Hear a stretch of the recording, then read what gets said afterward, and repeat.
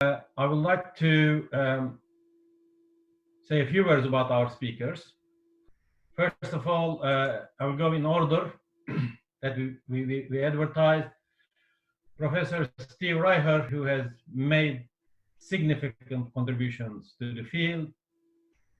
He works on social determination and social change, political rhetoric, and mass mobilization, among others.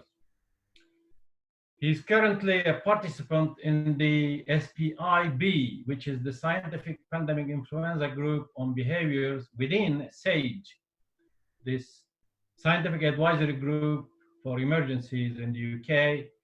He's also a member of the Scottish Government COVID-19 Advisory Group as well. He and his colleagues have just published a book, Together Apart, The Psychology of COVID-19. It is on my reading list, and I would recommend you to consider reading it. Now, in my relations with my colleagues and peers, I always like to have a personal touch to my presentations of them. My personal touch about Stephen Reicher is that I met him once to discuss support for Academics for Peace. And he was very, very generous in his support, and he also was very instrumental in ensuring that St. Andrews, University of St. Andrews, have been a major supporter of academics at risk, including Academics for Peace in Turkey. But the personal touch is this: he opened my eyes to major contributor, if not the founder of social psychology, Muzaffer Sherif. Muzaffer Sherif, his life and his work, which I start to read after our meeting, demonstrate that he was an academic at risk. He was prosecuted in Turkey, had to be go to exile in the United States, and he made his contributions to social psychology. In fact, some argue that he founded social psychology with his major breakthrough. So thank you to Steve for opening my eyes to Muzaffer Sherif, my countryman, with whom I share some similar experience in the 1980s. Our second speaker is Professor Feride Aksu Tanık.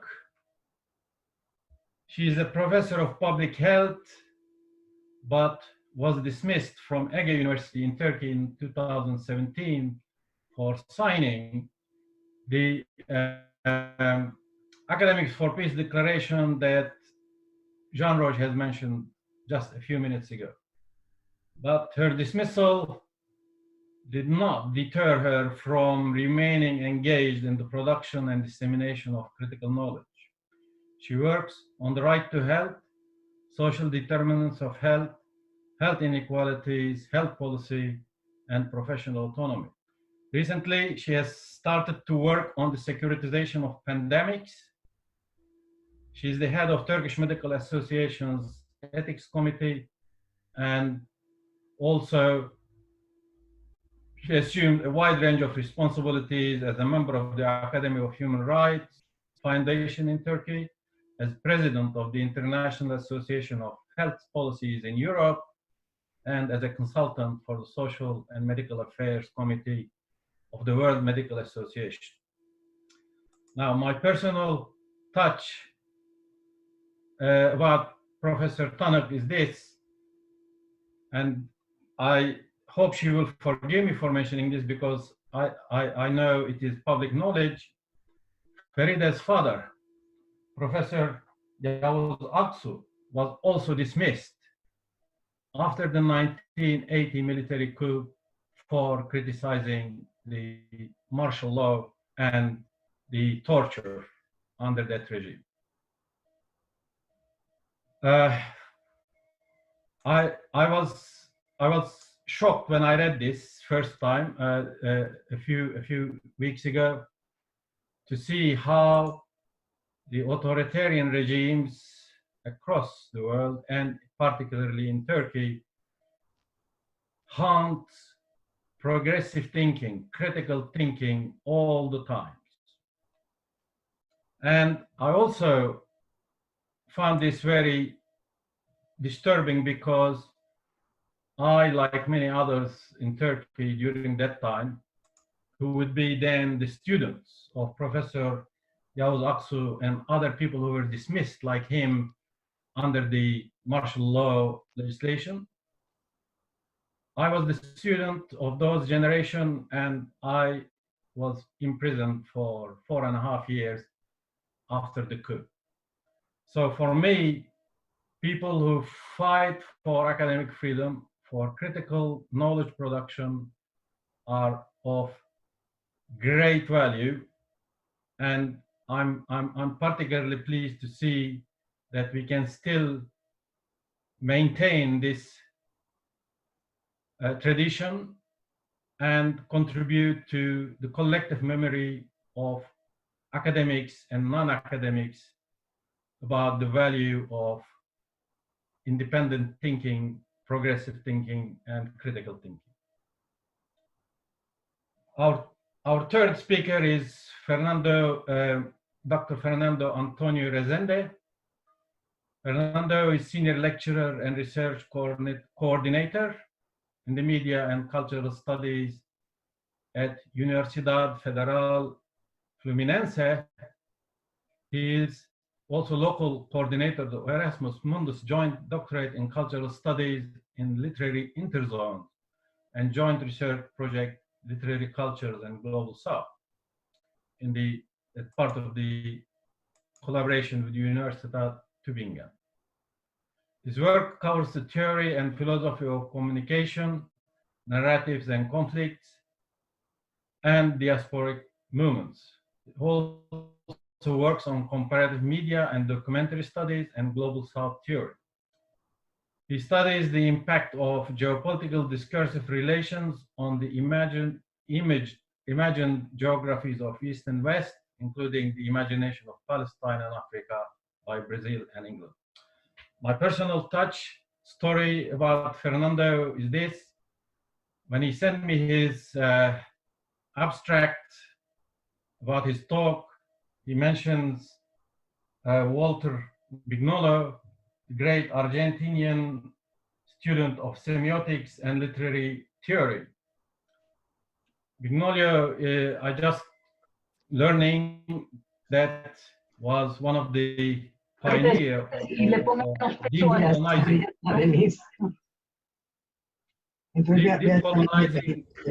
Latin American studies.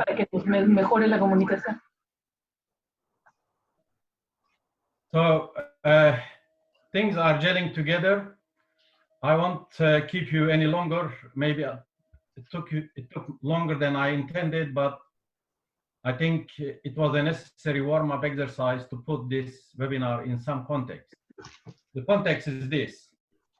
We are committed to the production and dissemination of critical knowledge, and this is a knowledge that is quality, that is reliable, and that is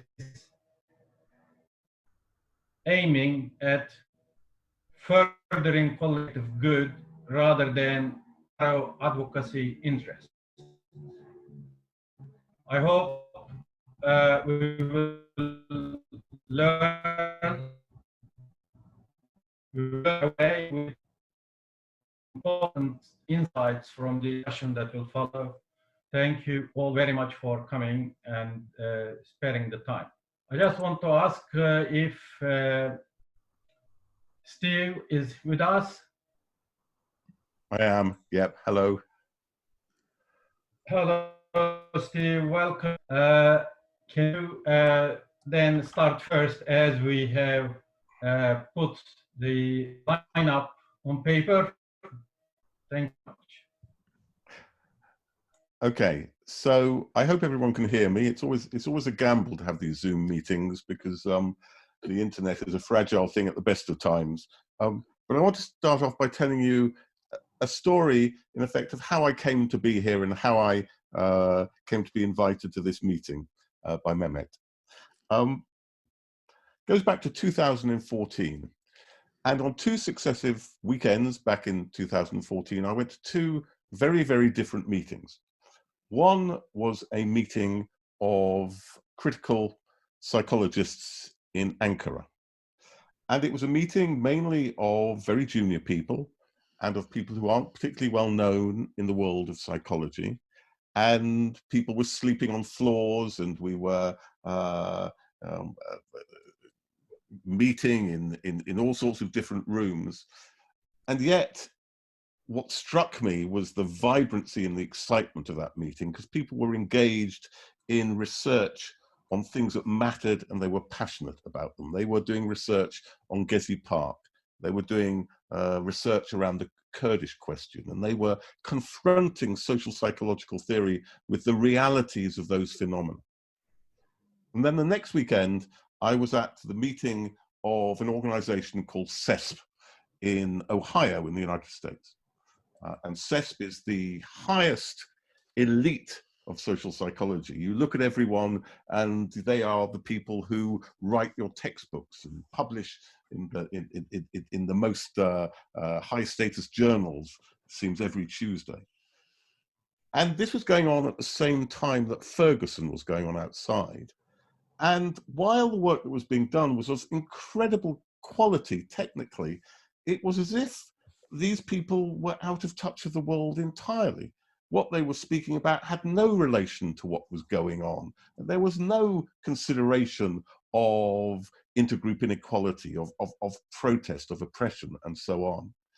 And so there was this complete mismatch for me between the status and the value of what was being done. And it was that experience that led me to form a relationship with a number of people who are now, I hope, friends and certainly colleagues in Turkey. It was that which made me, well, so personally affected with the crackdown in 2016. 2 years earlier, I'd been in a situation amongst people who could have well have been in the UK. It was very similar: young, passionate, exciting, engaged research. And 2 years later, the clampdown, leading to people being taken to trial simply for signing a petition. And I spent a number of weekends in Istanbul attending some of the trials. And it was out of that that I eventually met Mehmet. And it was out of that that he's invited me to this meeting. I should add to his personal touch, another personal touch which he alerted to, which I didn't know, which is one of my PhD students, Yasmin, who I think is on this call, is also a close family friend of Mehmet. So it's a small world, and it's lovely to be amongst you today. I just want to make a couple of more comments about myself and my work to give you some context for what I'm going to talk about. So the first thing is that Mehmet mentioned that I'm involved in the Behavioral Science Advisory Group to SAGE, so-called SPI-B. Calling it SPI-B makes it sound much more exotic than it is. You talk of SPI-B makes me think of Aston Martins and martinis, but there's none of that, unfortunately. I'm involved, because I live in Scotland and work in Scotland, in the advisory group to the Chief Medical Officer in Scotland. But I'm also now involved in Independent SAGE, which, as some of you will know, was set up by independent scientists in order to have an independent voice about policy around the pandemic. So I have a foot inside the system and I have a foot outside the system, and that will be highly relevant to my thoughts about what we should be doing as scientists. And the other thing, which I should point out, is I'm a behavioral scientist. I'm not a physical scientist, I'm not a medical scientist, I'm not a modeler. I can't tell you about how the COVID-19 affects us medically, but I can talk about the behavioral response.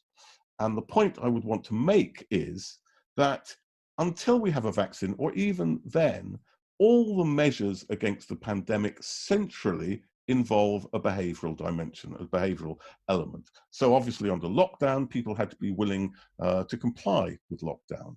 as lockdown changes, so it becomes even more important that people comply with distancing measures, with hygiene measures, with test, track, trace, and isolate measures and so on. Even if and when we get a vaccine, the success of that vaccine depends upon people being willing to be vaccinated. And again, that's by no means taken for granted.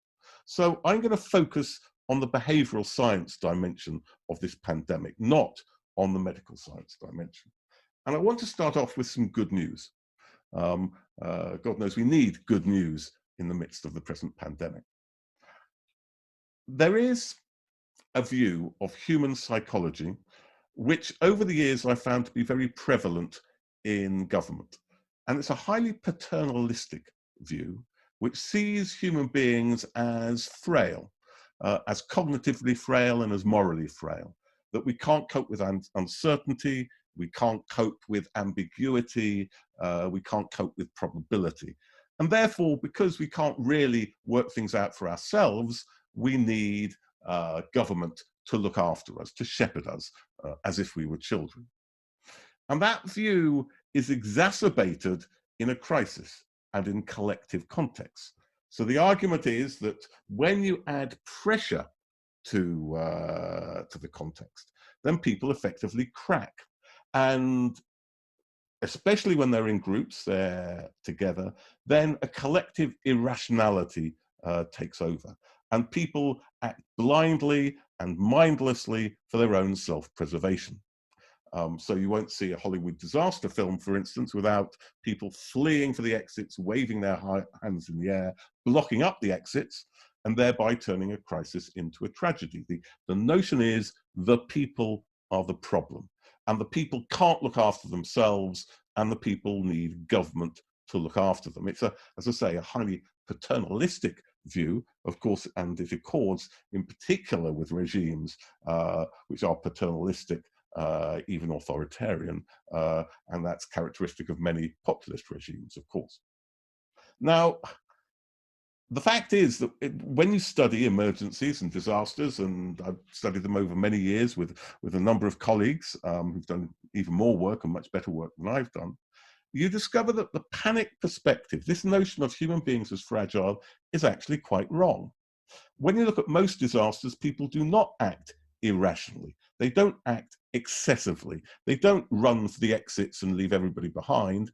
On the whole, they're calm, they're orderly, they look after others, they even look after strangers, and they won't leave without leading those strangers to safety. So if there are deaths, on the whole, in a disaster, they are not down to an excessive reaction by people. Actually, on the whole, they're due to an underreaction, that people don't realize the situation is dangerous.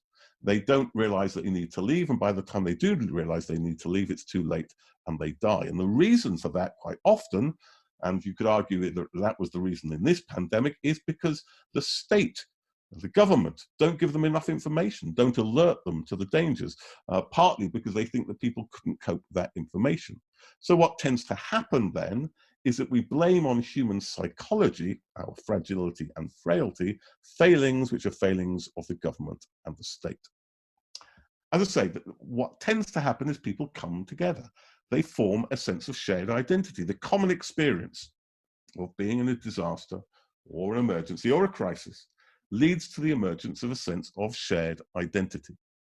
And this sense of shared identity is actually a very powerful resource because it leads to a number of consequences. When people stop thinking of themselves in terms of I and in terms of we, first of all, it is critical to the types of actions and measures which are necessary to get us out of the crisis. So if you think, for instance, about lockdown, if people thought about it at an individual level, if they thought, what are my costs and benefits? And if you're young and you're healthy, then actually the risk to you of going out is very low indeed.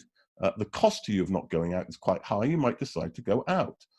But actually people haven't been going out because they've been thinking on collective terms. They've been thinking, what are the implications for the community if I go out? Will I spread the infection, which however healthy you are, you can do.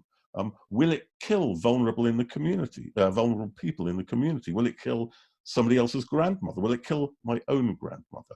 And so there is good evidence, some of the evidence coming out of Jackson's group at the LSE, showing that what was critical to compliance was this sense of shared identity. And there's also fascinating data coming from Bobby Duffy's group at King's College London showing that that happened despite the fact that a lot of people were suffering. About 44% of the population was suffering considerably, suffering psychologically, suffering economically, suffering physically, but because they were acting at a collective level, they didn't give way to their individual urges or their individual interests.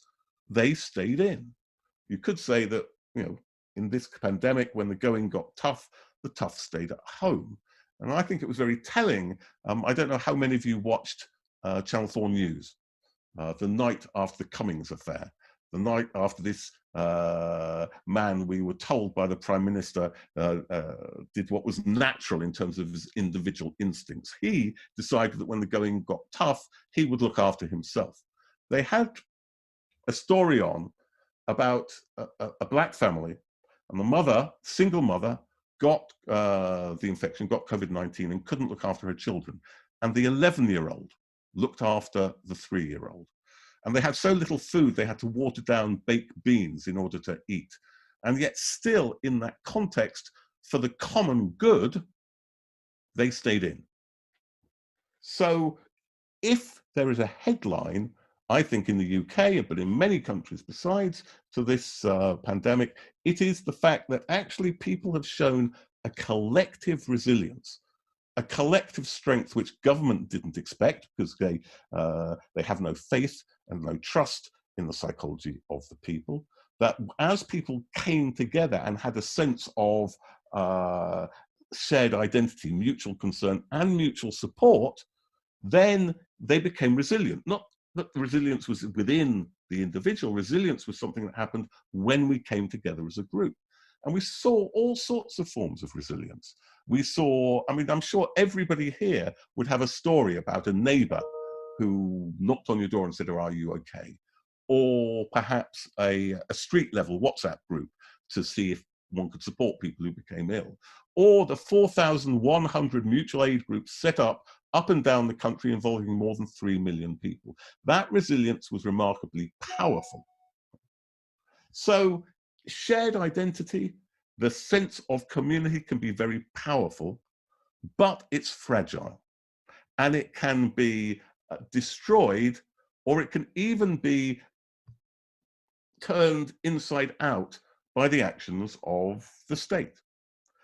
Now, certainly in terms of a sense of our relationship to government, the government has been very effective at undermining a sense of commonality, that we're all in it together. The Cummings affair, whatever you think of the rights and wrongs of it, the data is absolutely clear. It led over 80% of the population to come to the view that there's one law for them and one law for the other.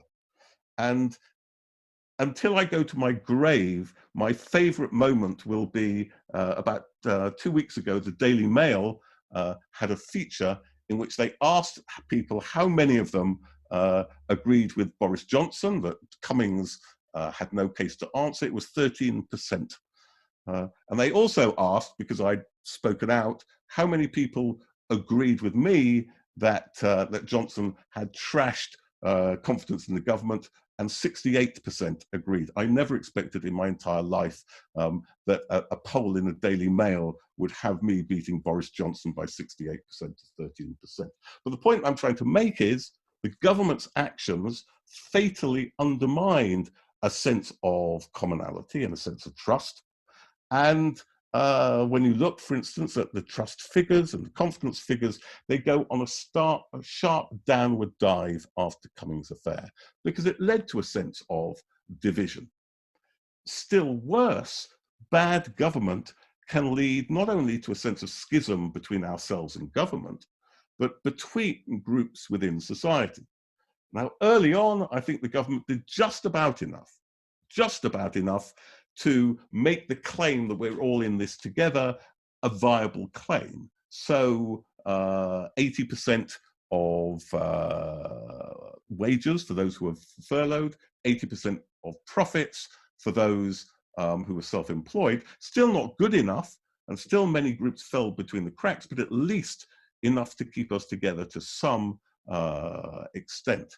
I think that support for all groups in society and the reintroduction of divisions is beginning to happen now, and is beginning to happen in particular in the government's response to Black Lives Matter and to the pronouncements that have been made on that.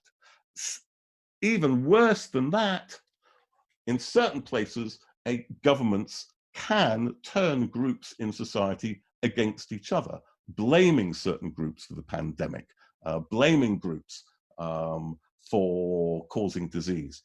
And we've seen that in India, for instance, with talk about what has been called corona jihadism. In other words, blaming the Muslim population for the pandemic, leading to situations of violence and attacks on Muslims. So government can, under certain conditions, I think, fatally undermine that sense of shared identity. It can turn a sense of us into a sense of us and them. And so it can turn the positives of solidarity within the group into the negatives of conflict between groups, particularly when you characterize certain groups as a threat or a cause of danger to the in-group. And we've seen that throughout history. If you go back to the Black Death, the plague, for instance, you find how Jewish people were blamed for the pandemic. They were blamed for poisoning wells and so on, leading to vast pogroms on one day, just one day. It was St. Valentine's Day, the 14th of February 1349 in Strasbourg. 2,000 Jewish people were burnt. Over 5,000 Jewish communities were destroyed.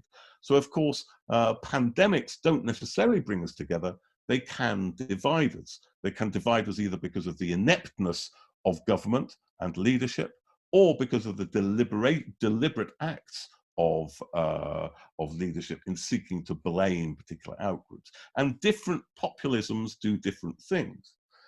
If I had to say what the major problem with the politics of what's going on in the UK are, I would say that it is a different element, a different aspect of populist politics, which is, again, that sense of paternalism and that desire to be seen as the benevolent father, the desire to hand out sweeties to your children, to bring them good news. The bombastic, unrealistic positivism of our government has led to an inchoate and rushed and ill-prepared relaxation of the restrictions, which first of all is leading them to backtrack. So for instance, on opening of schools, they're having to backtrack. And secondly, is in real danger of leading to a second spike and a second wave of infection.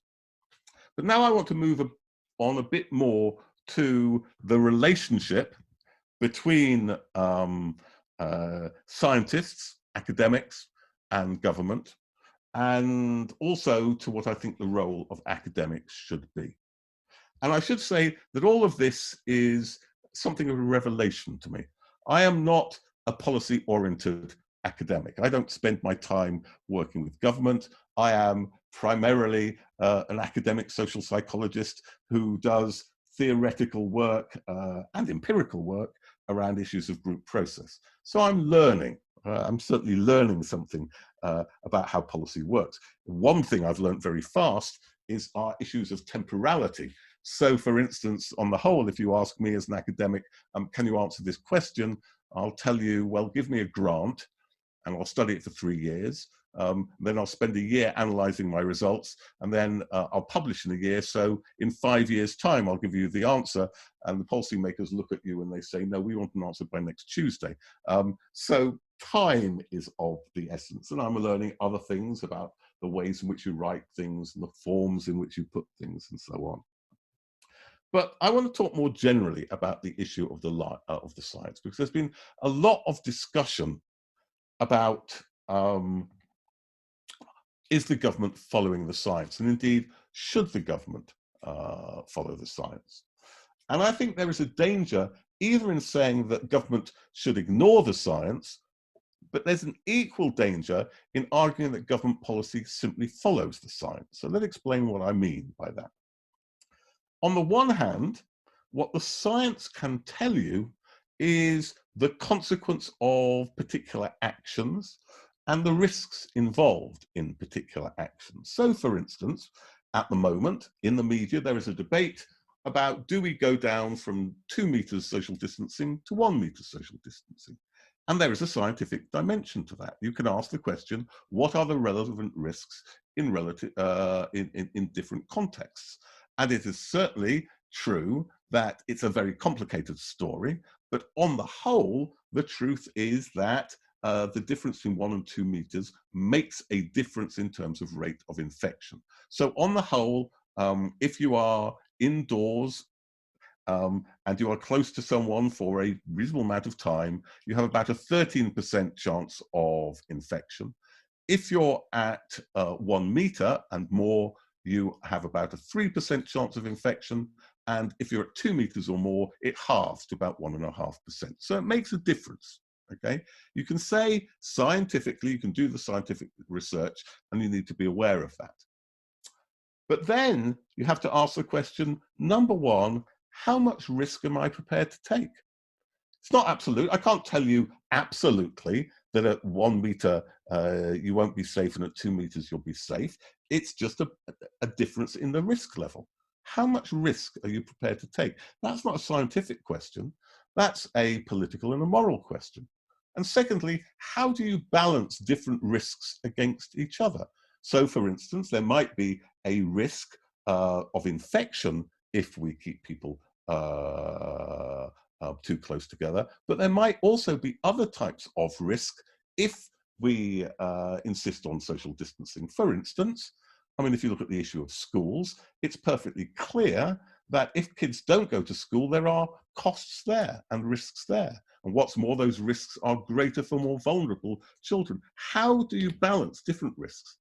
How do you decide which risk counts and which risk doesn't count? And again, that's not a scientific decision, it's a political decision.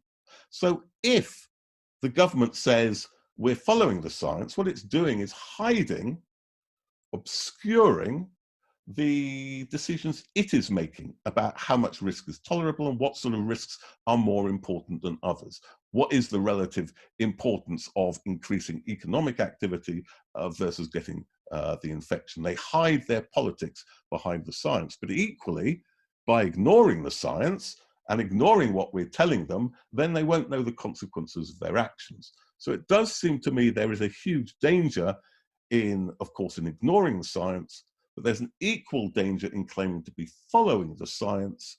The important thing is that you are informed by the science, but recognize where you're making your own decisions. And I think that's true, whether you're talking about the medical science or indeed the behavioral science. I am in a position to tell you not whether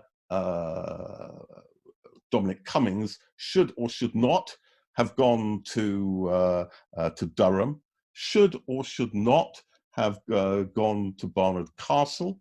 I am in no more position than anybody else in the pub to say whether his account is true or not.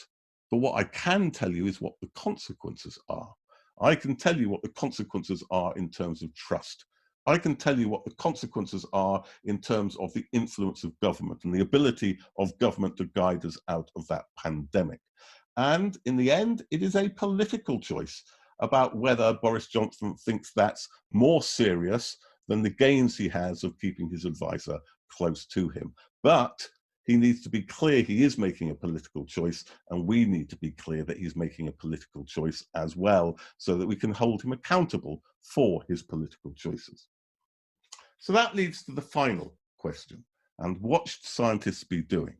And here we confront a problem which is a perennial problem of any politics, and there's no right and there's no wrong, but I want to explain to you my own position.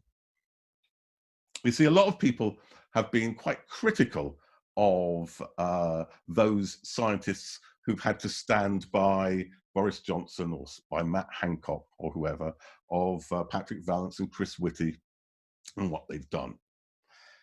I was talking to somebody, and I can't give you the details, who was telling me, well, you should have seen what Boris Johnson was going to say if Chris Whitty and Patrick Vallance hadn't talked to him in advance. Okay. So there is an argument, and it's a classic argument. There's nothing particularly new about it in this context, but I still think it's an important argument that within the system, you can inject information that might make a difference.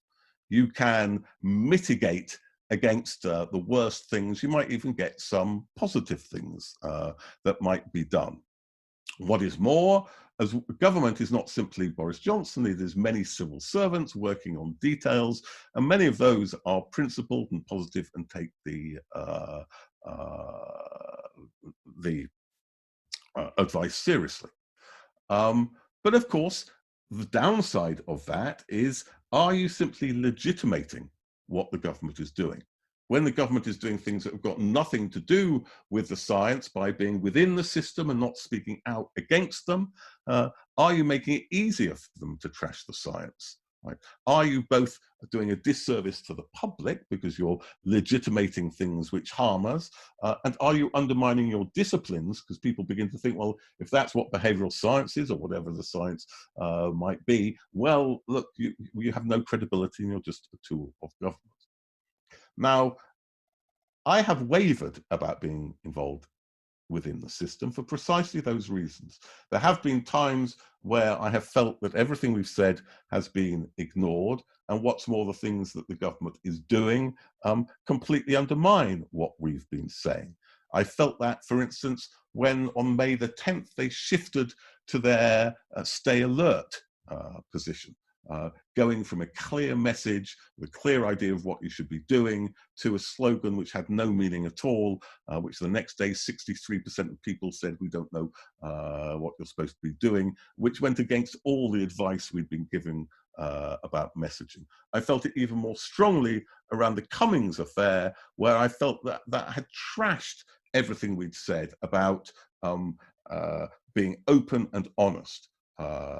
About being consistent in your messaging, about leadership having to exemplify the norms that it wanted the public to go along with. I felt it legitimated anybody who wanted to say, well, if he can do it, why should I have to social distance? So I felt that very strongly indeed. What has kept me where I am are two things. The first is we have had some success in arguing for transparency, that all the papers of SPI-B should be in the public domain, and there should not be any redaction unless there are issues of national security. So you can go to the website and you can look at those papers and you can decide for them yourself whether the government is following the advice we have given or not. And the second thing is that I have joined Independent Sage not in contradiction to what I do within SPI-B, but because what it allows me to do is to be proactive and not just reactive. Within government, you respond to what government is asking you about and the concerns it has and the priorities it has. Outside the government, you can say independently, this is what I think we should be doing. This is the science, and this is what a good system of track and trace would be like. This is what we should be doing about opening schools. And so I have taken the approach of, I think, especially with the publication of papers, that I am prepared to stay within that process, but at the same time, I think it's important to have a clear voice outside that process. But I want to say one further thing, which is that my view of what I'm trying to do in the UK is not to bring down the government. We only have one government. We're stuck with them. Whether we like them or not, they're the government who are either going to lead us out of this disaster or not lead us out of the disaster and create an even worse disaster. And therefore, our work as scientists, and I speak here as a scientist, Our work is to give them the advice which we believe would make them best able to be able to solve the pandemic. So I don't want to look backwards. I don't want to say, I told you so. I do want to say to them, actually, as one principle, that if you want people to trust you, you need to admit your mistakes. Who's going to trust you if you say everything was perfect? We have no regrets. We've done nothing wrong. We didn't lock down a week late when everybody knows we did lock down a week late. If you want the clearest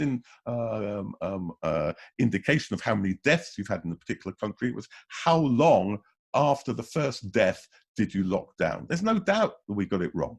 There's no doubt that we got it wrong on testing, on test and trace. There's no doubt that we got it wrong on coming out with the shift to stay alert message. There's no doubt that we're getting it, and they got it wrong when they imposed the new schools policy without involving and talking to the other stakeholders. Admit your mistakes, absolutely, because admitting your mistakes is important to be trusted to move us forward. But I see my task to be forward-looking, to say this is the best advice I can give you as to how to solve the pandemic. And clearly, in the future, if there is an inquiry, then it will be time to say, well, actually, you did get it wrong, and you should be held accountable for it. But for now, as I say, the priority is to give the best possible advice. And if the government don't take it, then perhaps the population will. And so I just want to finish as I started by going back to the role of the population. I think the story of this pandemic has been how impressive public have been, not because of, but despite the government.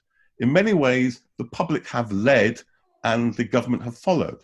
The public led in demanding lockdown. The public led in demanding the financial support, which meant everybody could go along with lockdown. The public led in abiding by lockdown, even when their politicians were violating it. And I think that there is a reasonable hope that people will continue to do the right things in terms of distancing, in terms of hygiene, in terms of test and trace, if necessary, despite the government. But it would be a lot better if it was with the government, because in a crisis, you do need good government, which brings people together, which guides people, and which shows them the way through this pandemic. We haven't got the government we deserve, but certainly the government have got a public that they don't deserve either. We've been far better than them. So let me finish with that. Thank you very much, Steve, for an honest and principled approach to the issues. Before I invite Feride, can you look at the chats and see some comments, questions that have been informed by your contribution, and I'm sure there will be more later on. Now, can I ask Professor Feride Aksu Tanık to do her presentation or contribution, then we'll carry on. Thank you. Thank you very much. Good evening, friends and colleagues. I would like to greet all of you with respect. And I would like to thank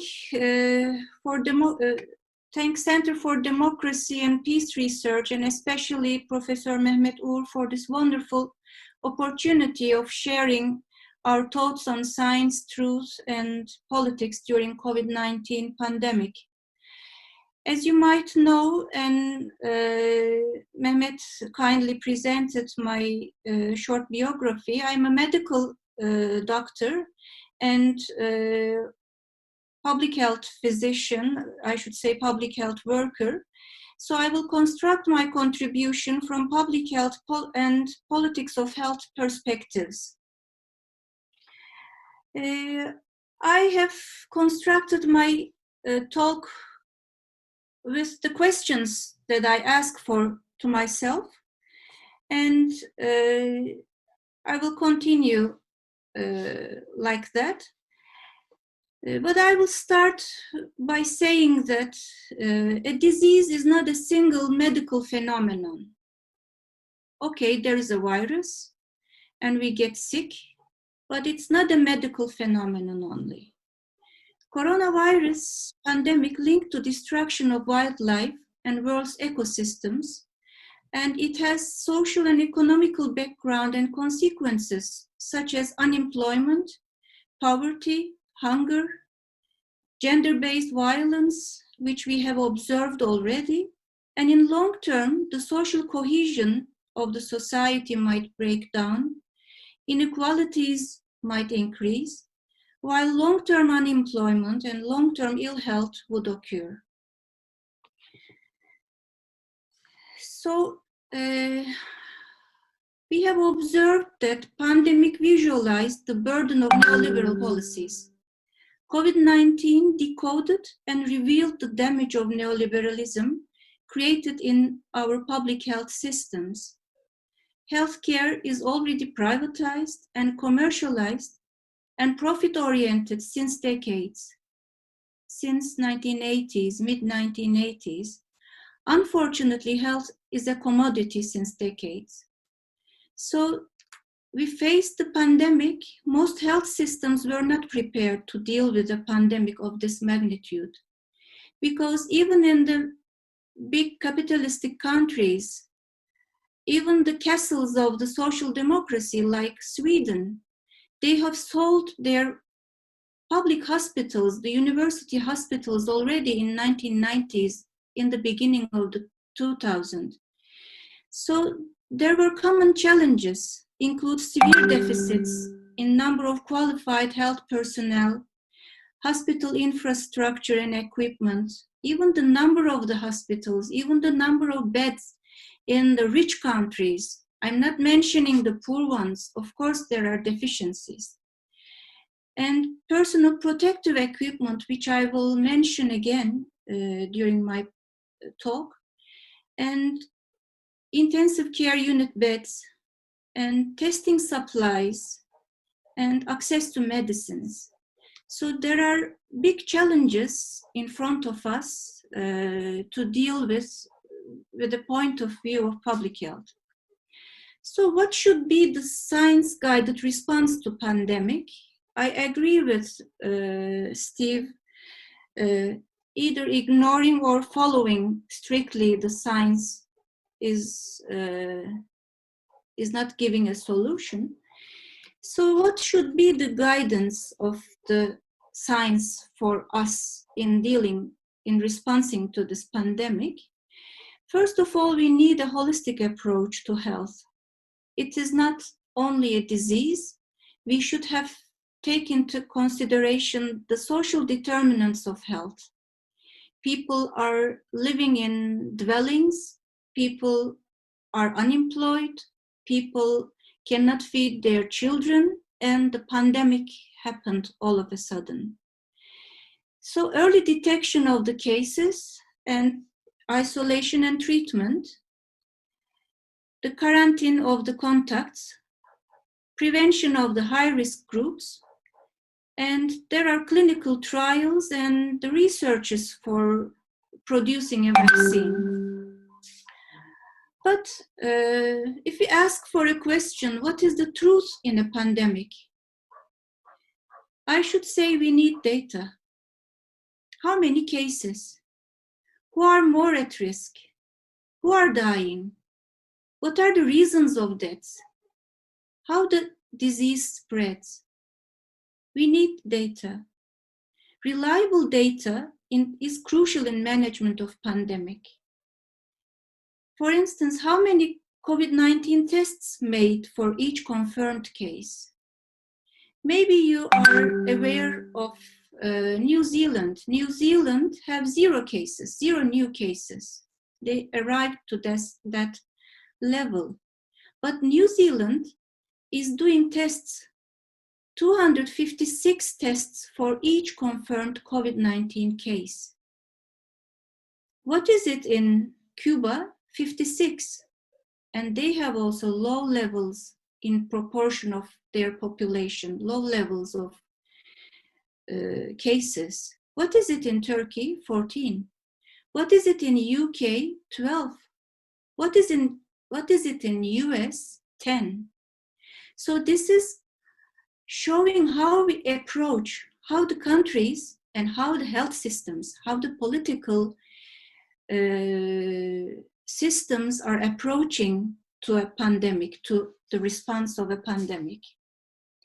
So we can ask for another question. What is the number of the daily confirmed deaths per million? Because the number of the cases and the number of deaths are showing the burden we are dealing.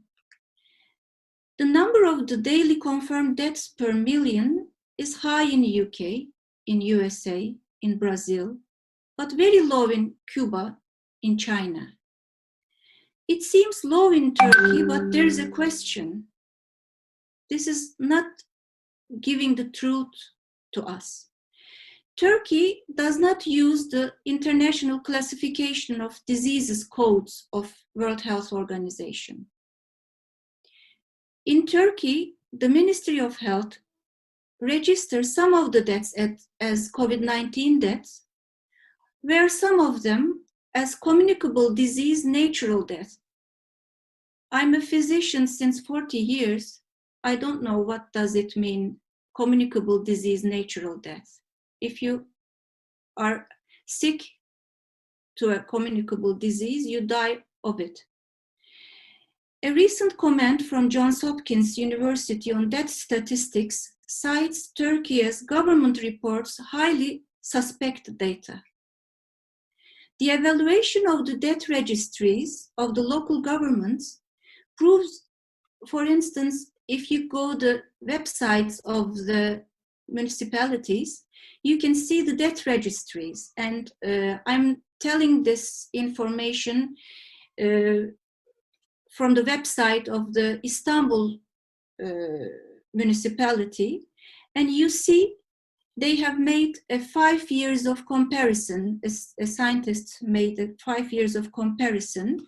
The 4 recent years are very similar to each other, waving in a normal way, and the deaths were going normally. But starting from March this year, there is a sharp increase on the deaths, and they have put the graph of the COVID-19 deaths, and there is still a gap between the high level, high shape, sharp increase of the graphic.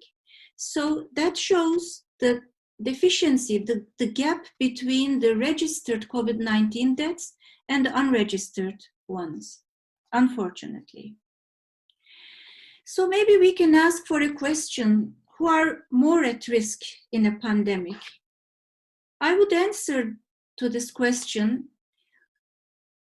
who sustain the life are more at risk. Who are disadvantaged and marginalized are more at risk. Who has increased risk of exposure are more at risk.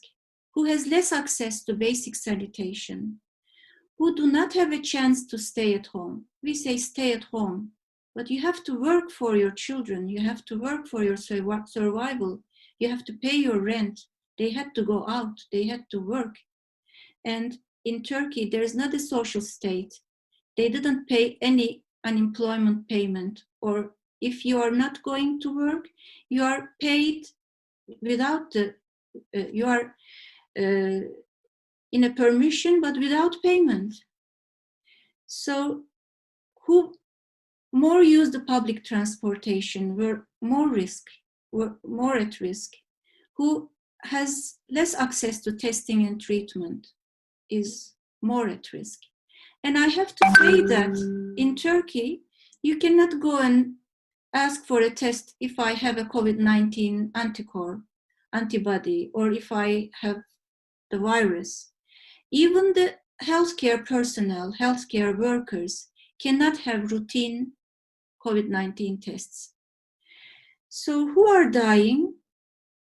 Also, Steve mentioned about the Black people's vulnerability. In United States, there, according to a data, Black Americans is 2.4 times as high as the rate for whites, and 2.2 times as high as the rate for Asians and Latinos. And the head of the British Medical Association has called on the government to urgently investigate if and why Black, Asian, and minority ethnic people are more vulnerable to COVID-19. And also we have to add the vulnerable people, the healthcare workers. Healthcare workers are dying. Lack of personal protective equipment was a prominent feature in the beginning of the pandemic and still is a problem in terms of both the quality of the material and the quantity as well, unfortunately. And it is incredible in this era, even a face mask was not easy to access for healthcare personnel. Even in the hospitals today, only one face mask is given to a physician in the outpatient clinic to use it for 8 hours. This is the reality in our hospitals. So I can say that health systems treated healthcare staff as disposable medical supplies. If one is finishes, we can find another. In Turkey, there was 7,428 healthcare workers who were COVID-19 positive at the end of April. This was the only information about the COVID-19 positive healthcare personnel, and the Ministry of Health is not giving any other renewal about this problem. And we know that COVID-19 is seen among health staff 2 times more than Turkey's average. And we have lost 43 healthcare personnel, among them 23 are physicians, due to the negligence and indifference of the politicians. And unfortunately, COVID-19 cases are not accepted as occupational disease in Turkey. I would like to talk about a bit on clinical researches. Maybe you are aware of a story on 2 articles, but before then, I would say that there is more than 1,400 clinical researches registered in World Health Organization's database. And we are observing that it is also increasing the numbers. But we have observed 2 striking examples very recently. 2 articles are published in respected journals, namely New England Journal of Medicine and Lancet. Both were on large database from hundreds of hospitals, 169 and 677 respectively, and covering thousands of cases worldwide, 8,900 and 9,600,000 cases, COVID-19 cases. Very wide database, and you think that it's covering many aspects of the COVID-19 clinical issues. But very quickly, reactions rose from physicians all around the world, claiming the inaccuracy of the relevant data and showing evidences for their claims. They were saying that the dates were not were not correct. In Australia, at the mentioned date, there was no case. In Turkey, there was no case at that date. Number of cases were irrelevant, and whether the digital registries exist or not in African countries, they say that there is not digital registries, etc. And the data provided, I see in brackets, by the second author of both articles, who is the owner of a company which is called Cdpr. It is a very small company. You can search in Google. It's an American, US-based company in Chicago. And he provided the data, as they said. Following the reactions, both journals, editors published concerns and apologies. The authors retracted the articles because the company, the second author of the both articles, declared that our data sharing agreements, they have made agreements, with the various governments, countries, and hospitals do not allow us to share data, unfortunately, he said. So we have to ask a question: who owns the data? Is it a private property? Is it a commodity? The records of suffering patients and the records of health workers' efforts, how can governments share or sell these data to a private company? So I should say transparency is crucial. It is critical that data is transparent and easy to clarify, especially amid a global pandemic. It is more crucial than at any other point in modern history that results are transparent, fully accessible, and accurate. This means open analytical code, well-specified methods, and inspectable dataset should be considered mandatory as conditions of publication at present. So both articles retracted. I should ask for, is the problem solved through extraction of the articles? I should say, unfortunately, no. Not any government released a statement about whether they have shared their data or not. At least Turkey did not deny. So we are not sure that if they were really given to that firm, to that company, or this was a fake data. We don't know. But another very important aspect is the immoral cooperation with the pharmaceutical industry.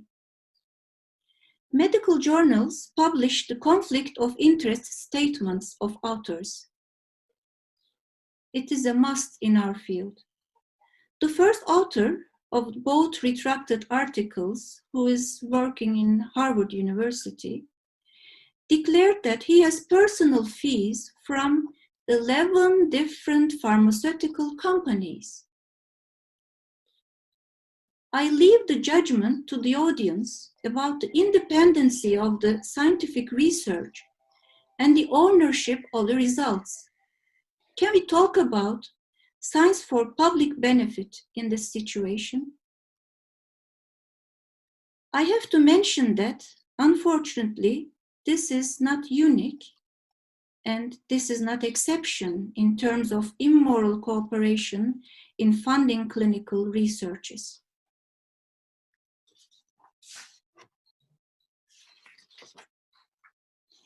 Turkey has made a regulation, and they have announced it from the website of the Ministry of Health. And they said that briefly, if any scientist, any physician want to make a research about the COVID-19 data, they have to apply for the permission to the Ministry of Health. This is an administrative permission, not an ethical committee approval of the scientific construction of the research. So they declare that, the Ministry of Health declares that more than 4,000 researches are going on COVID-19 in Turkey.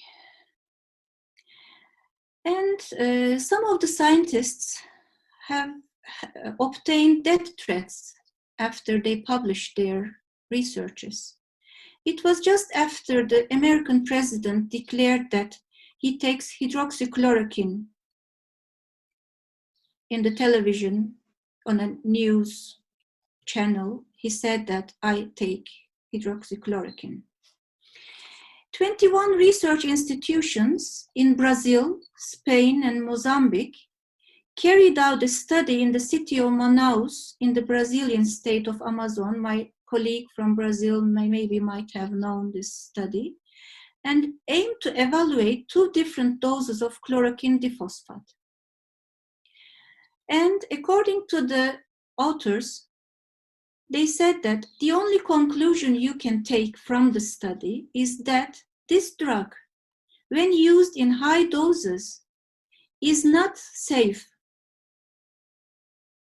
They have before the publishing in Journal of American Medical Association, they openly declared the results because it has an impact on ongoing clinical treatment care.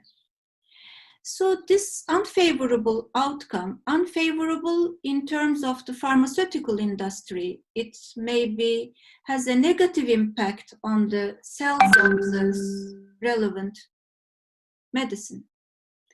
The unfavorable outcome of the study provoked the animosity of those who support using chloroquine to treat COVID-19 cases, first in the USA and then in Brazil.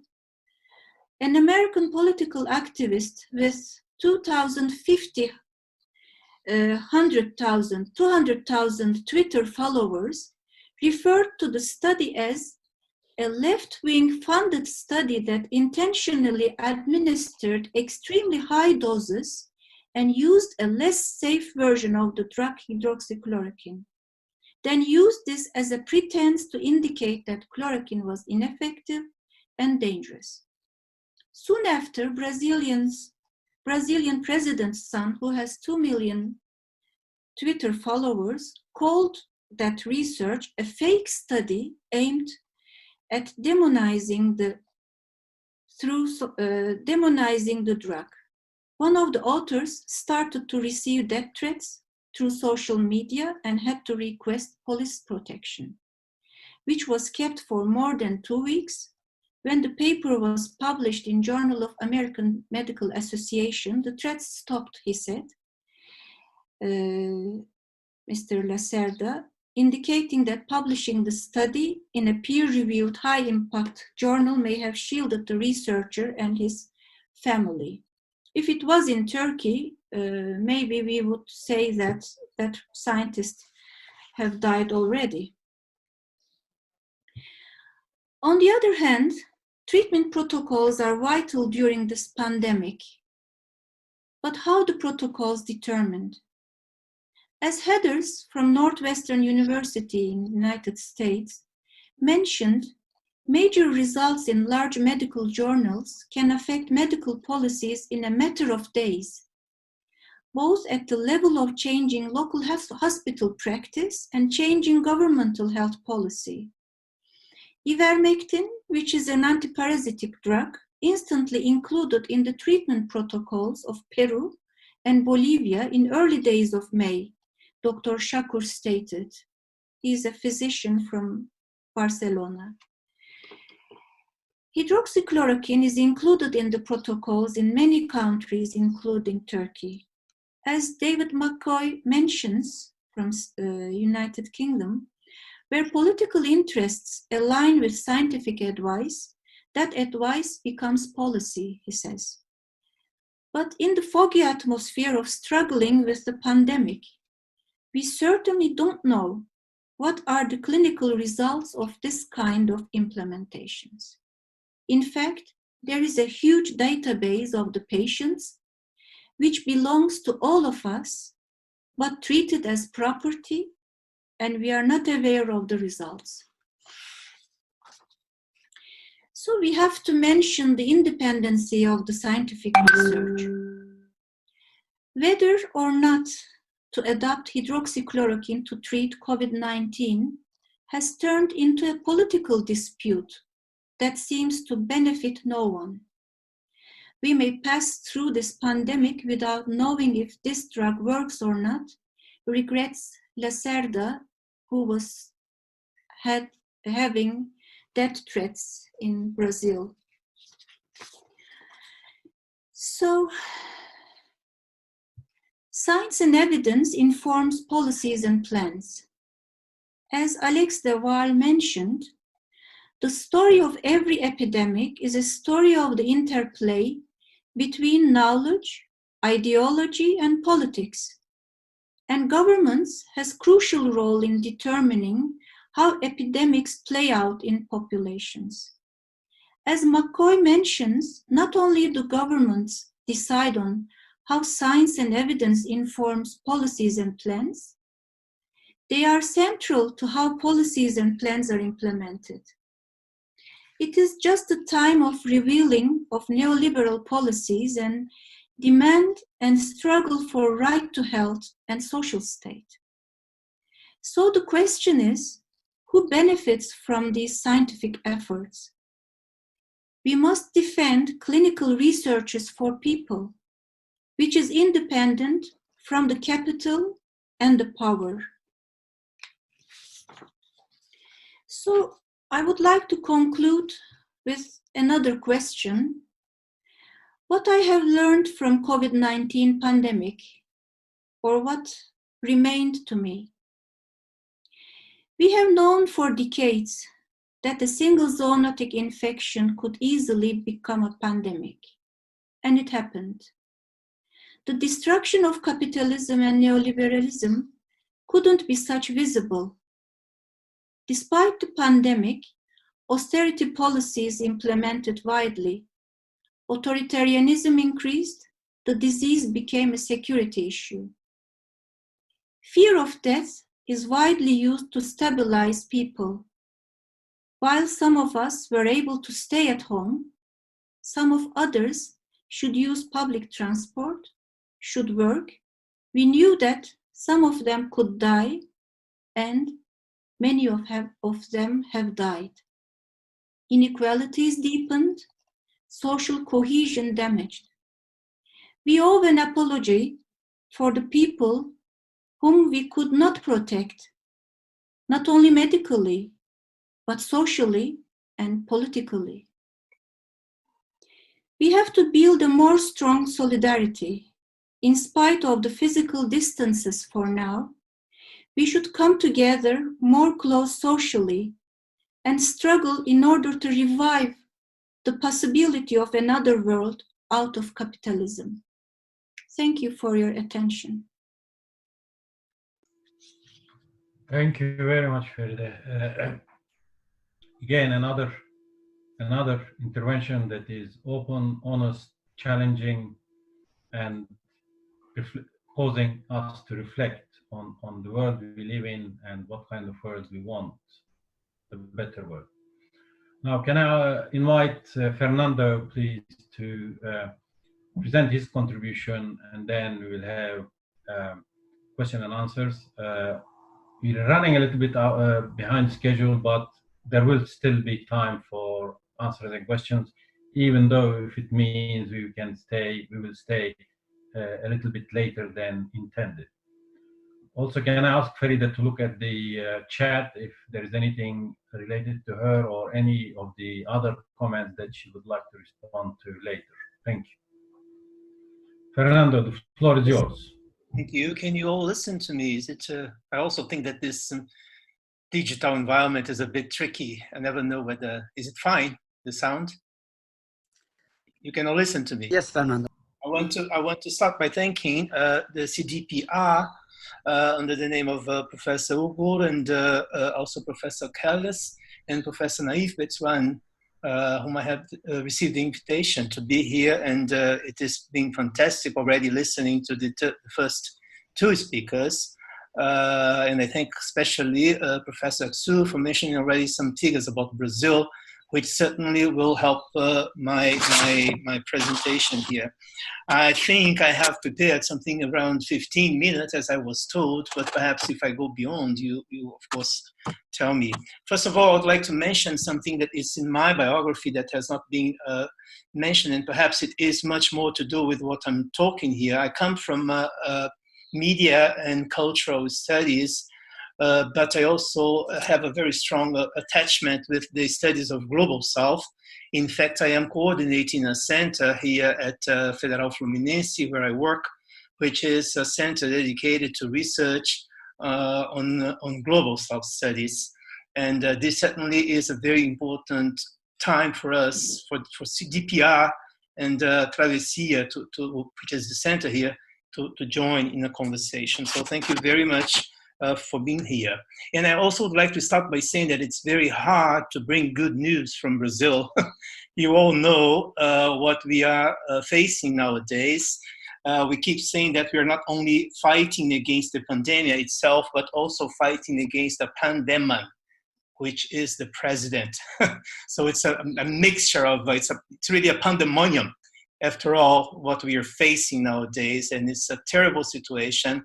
So my presentation cannot be apart from this context.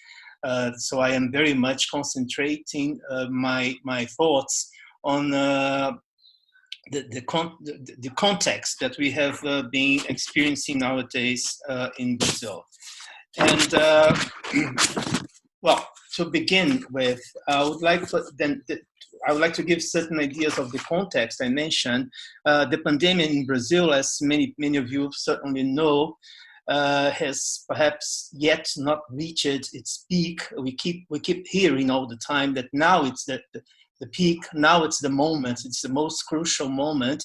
But some people keep saying that not yet. I mean, we still have a lot to grow. I mean, the numbers are still can still be higher than it is nowadays. We have reached today the average number of 40,000 deaths, an average of 1,100 deaths per day. We're talking about a huge country, a continental country of 210 million inhabitants, and very different from north to south. So it's a very complicated geographical context, not only political, but there's also a geography here that it's very, very complicated. Well, in the middle of this, we are also facing what we can already call a total collapse in the political system, right? This did not begin now. We could say perhaps it began in 2016, if we need to give a date for that. When it happened, what we understand as not only an impeachment, as it's being said, but in fact a coup, not a normal coup, but a parliamentary and a mediatic coup that made this actual president, who is a neutral rightist and be in power. He was elected, that's for sure, but the procedures for him to get where he is now is very, very complicated.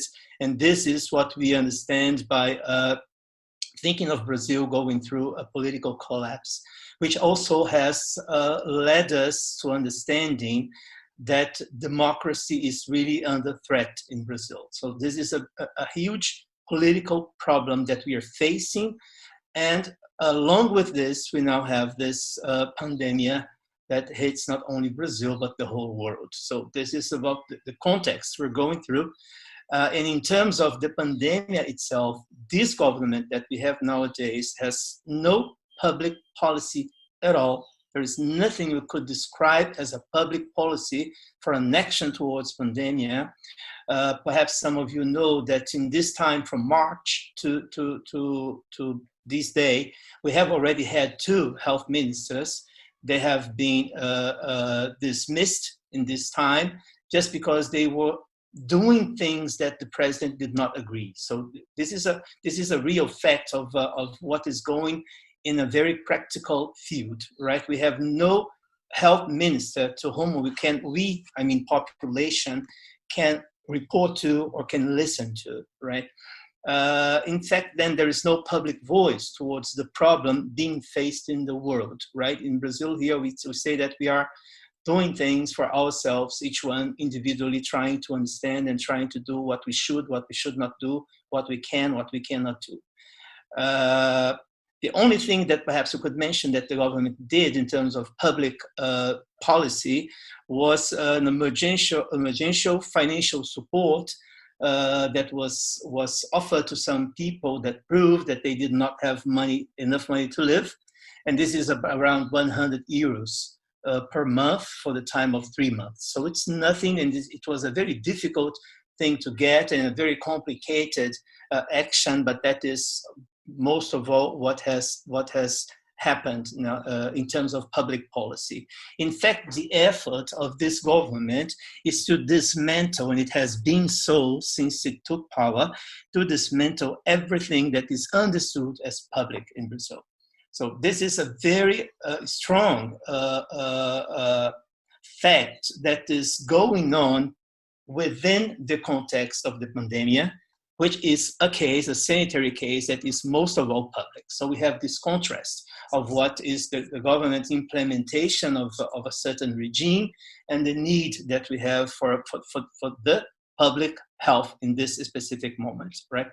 Of course, we could mention some actions that perhaps along with what Steve has said before, some collective resilience. If we look at the favelas, the slums in Brazil, we can see many crowdfundings, many people trying to do things in order to help people get food to live, in order to help people, be at home, because as Professor Aksu said, they need to go out, they need to work, they need to take public transportation, they have no money. So they have themselves inside these places, try to get together and help each other. Also, we could say that some counter actions, and I could say against the government's will, are the public universities who are kept by the federal government, yes, but at this moment they are perhaps one of the most important institutions that are being fought and are being kind of led to a certain destruction by this government. But the public universities, they have been taking many important actions, despite the effort of the public government to dismantle them. So in terms of social, psychological, medical actions have been taken by these universities, isolated, each one doing what they can, each one doing perhaps one more than the other, but this is something we could think. And apart from that we have some isolated public intellectuals, we have some specialists, we have some artists that are coming out to public in order to say something and try to find a certain cohesion where there is no cohesion at all. These isolated figures, let's say, they are the ones whom perhaps we have been able to listen to in order to gather some general idea of what is going on. If I take now just a quote by one of them, his name is Nicolelis. He's a well-known neuroscientist, Brazilian neuroscientist. He works in the United States for about 30 years already. And he says this yesterday in the paper. I'm quoting him. The number of mistakes is a historical case in Brazil. It will be part of history, a description of the greatest federal government failure on managing a sanitary crisis. It will be seen as one of the major wars in the history of the country, once it is a biological war with which people did not manage to deal. So I close his quotation. It's very important that we understand that this comes from a very well-known specialist, doctor, physician, one that could also help us all if the public government got them and got these people in order to think of certain public policies. So we are going through a chaotic context. This is for sure. The fact of I myself being very well preserved in my home, for instance, does not mean that this is the reality of the country, right? I am a little percentage of the country that can be at home and can be kept safe at home. And we are talking about this context. This is what makes me a bit like I go back to certain historical facts in order to understand what this chaotic context might also mean. We are talking about not only a country, but a continent, if we think of Latin America, for instance, that has been, that democracy has been under threat for a long time, right? We have gone through lots of dictatorships, regimes. We're talking about a continent that has been built and very much structured under the basis of what we can understand as the colonial enterprises, right? This is, I'm talking about 500 years ago, but it's very important to understand how much this is still vivid and still alive in Brazil, right? There is a researcher called Grada Quilomba. She talks as colonialism as an open wound in these places, and this is exactly what we are going through. We're facing in Brazil. So these 500 years of history where modernity, coloniality, if we think with the Argentinian miolo, and also capitalism have been put together in one whole bag and have produced brutalities, have produced inequalities for many centuries already. So this historical fact, for me, seems to be very, very important for us to understand that the contemporary problems we're going through now is also related to all these things. When we speak, perhaps we can go deeper in this point. I'm not going to take a longer time explaining these things. But the fact is that the brutality of the colonialist enterprise in Brazil has produced, besides many other things, categories of certain legitimized and non-legitimized citizens. This is a fact, right? I mean, we have kind of some actions, some ways of living, some ways of doing politics, some ways of viewing the world that is based on this contrast between who is legitimate and who is not legitimate.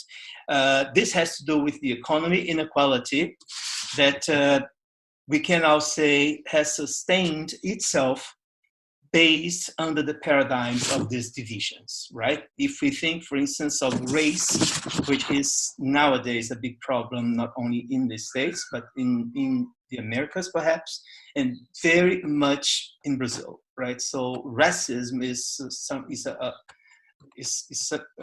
very important issue nowadays, and it has come out as something that perhaps we have never been able to deal with in the last 100 years. So nowadays, it's a very strong thing, and we understand how much this division that I am trying here to think from, that came from the past, is structured in institutions like police, judiciary, the political system, education. All these systems, they have been structured under this division that I am here trying to think of. But then, not only this, if this were not enough, right? Not only this, but this system, this put together of capitalism, modernity, and colonialism has also helped to produce other types of inequalities that's got to do with knowledge, for example. So economic priorities, which is not only a particular case of Brazil, I know it's in the world, but economic priorities, they have priorities more than cultural phenomena and sociological phenomena. The disregard of ancestral knowledge. We could mention the natives in Brazil and also the Afro knowledge in Brazil. We're talking about divisions in geographies. Cities are divided in what is Islam, what is the city itself, where the whites live, where the black lives. The country is divided in north and south in terms of poverty and certain richness. We have divisions in terms of Catholicism and Afro-religions. All of this for us is not new, but it turns out to be very significative in the context we're now living, because we have for many years also believed in a certain multi-racial country, Pacific, harmonious, and so all this is collapsing at the same time with this whole context I am here trying to think. Well, the impact, what I'm saying here again, it's not a particular, what I'm saying about this division, I know it's not particular in the case of Brazil. We can look at Turkey, we can look at many other places and talk about these inequalities. They somehow, they touch, the impacts are about the same, but we are talking about this specific impact in a country of a huge socio-economical contracts, of a place where social classes are very much split apart, where education is not yet effectively a public right, though in the last 15 years we have advanced a lot, but it is still a problem, the issue of education in Brazil as a public right? So in this sense, if we think from the perspective of a democracy, I would quote a poet in Brazil that says that democracy in Brazil is white. Democracy in Brazil has a color.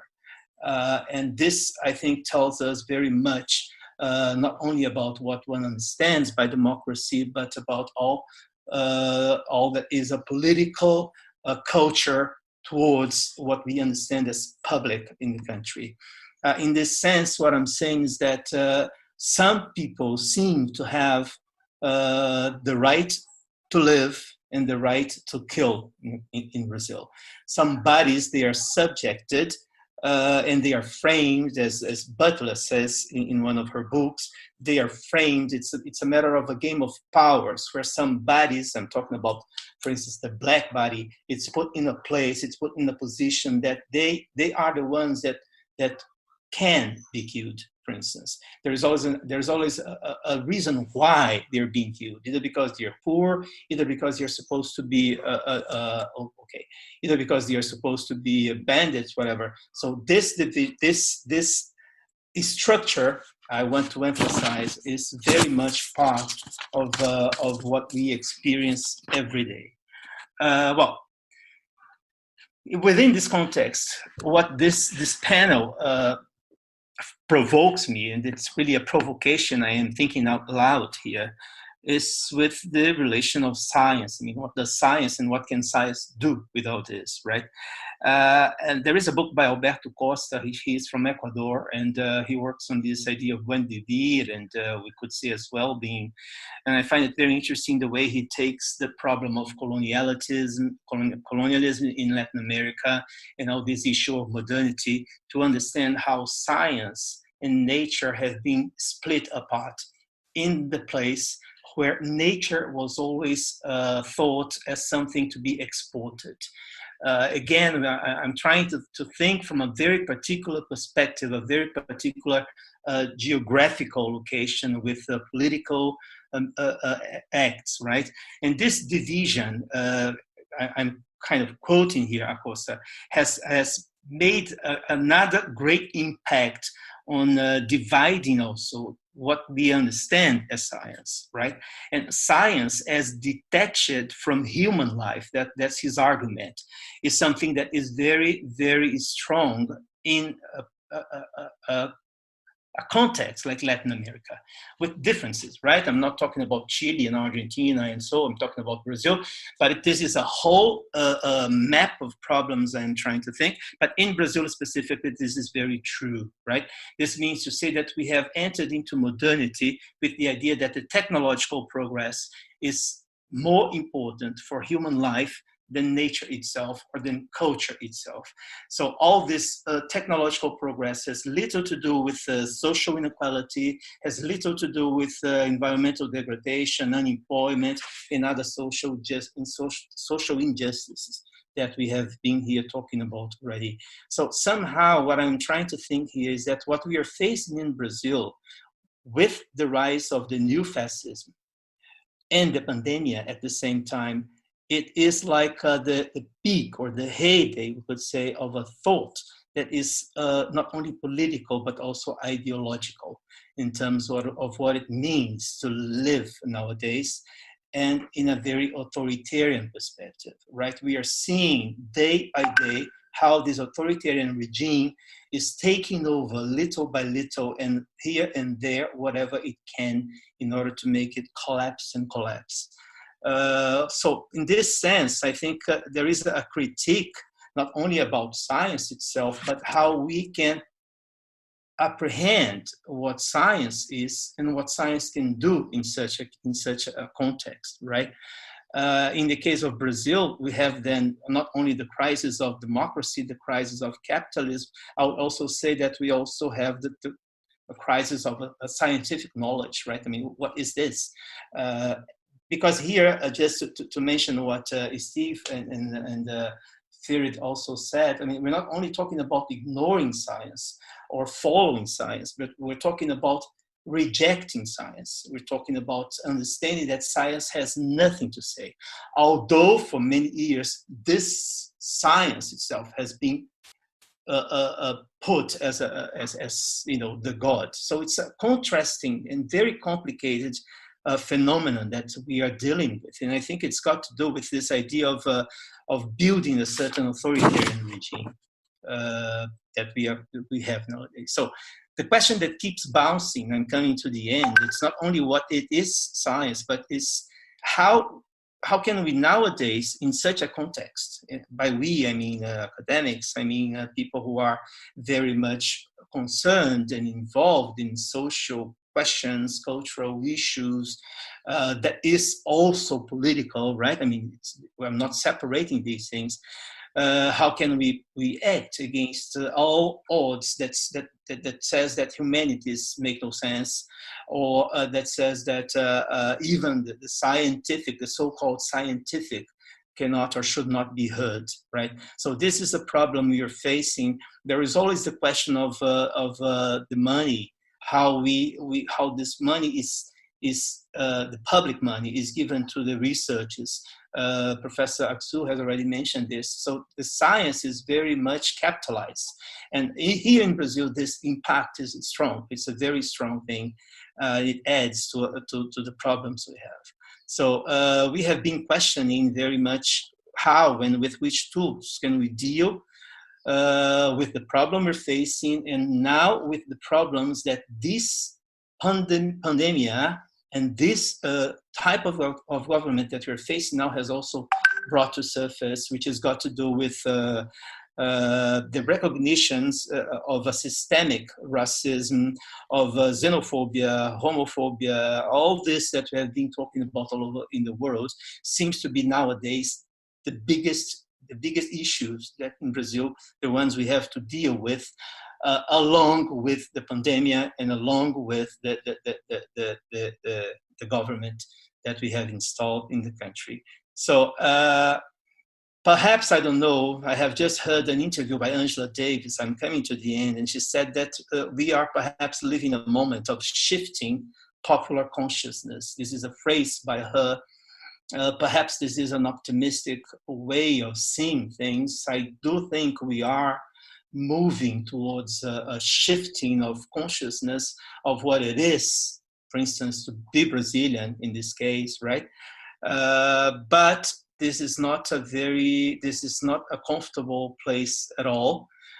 We also come to terms in the idea that truth itself is part of the game of powers that we have always been talking about. And in this sense, I think one of our biggest challenges is to think and understand how we as social researchers, as cultural researchers, can deal with the problem from now on. So that's what I had thought for us to discuss, and I thank you again for the invitation. Thank you.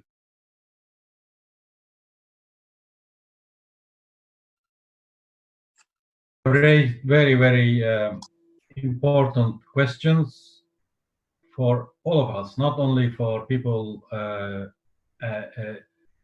living in or following Brazil.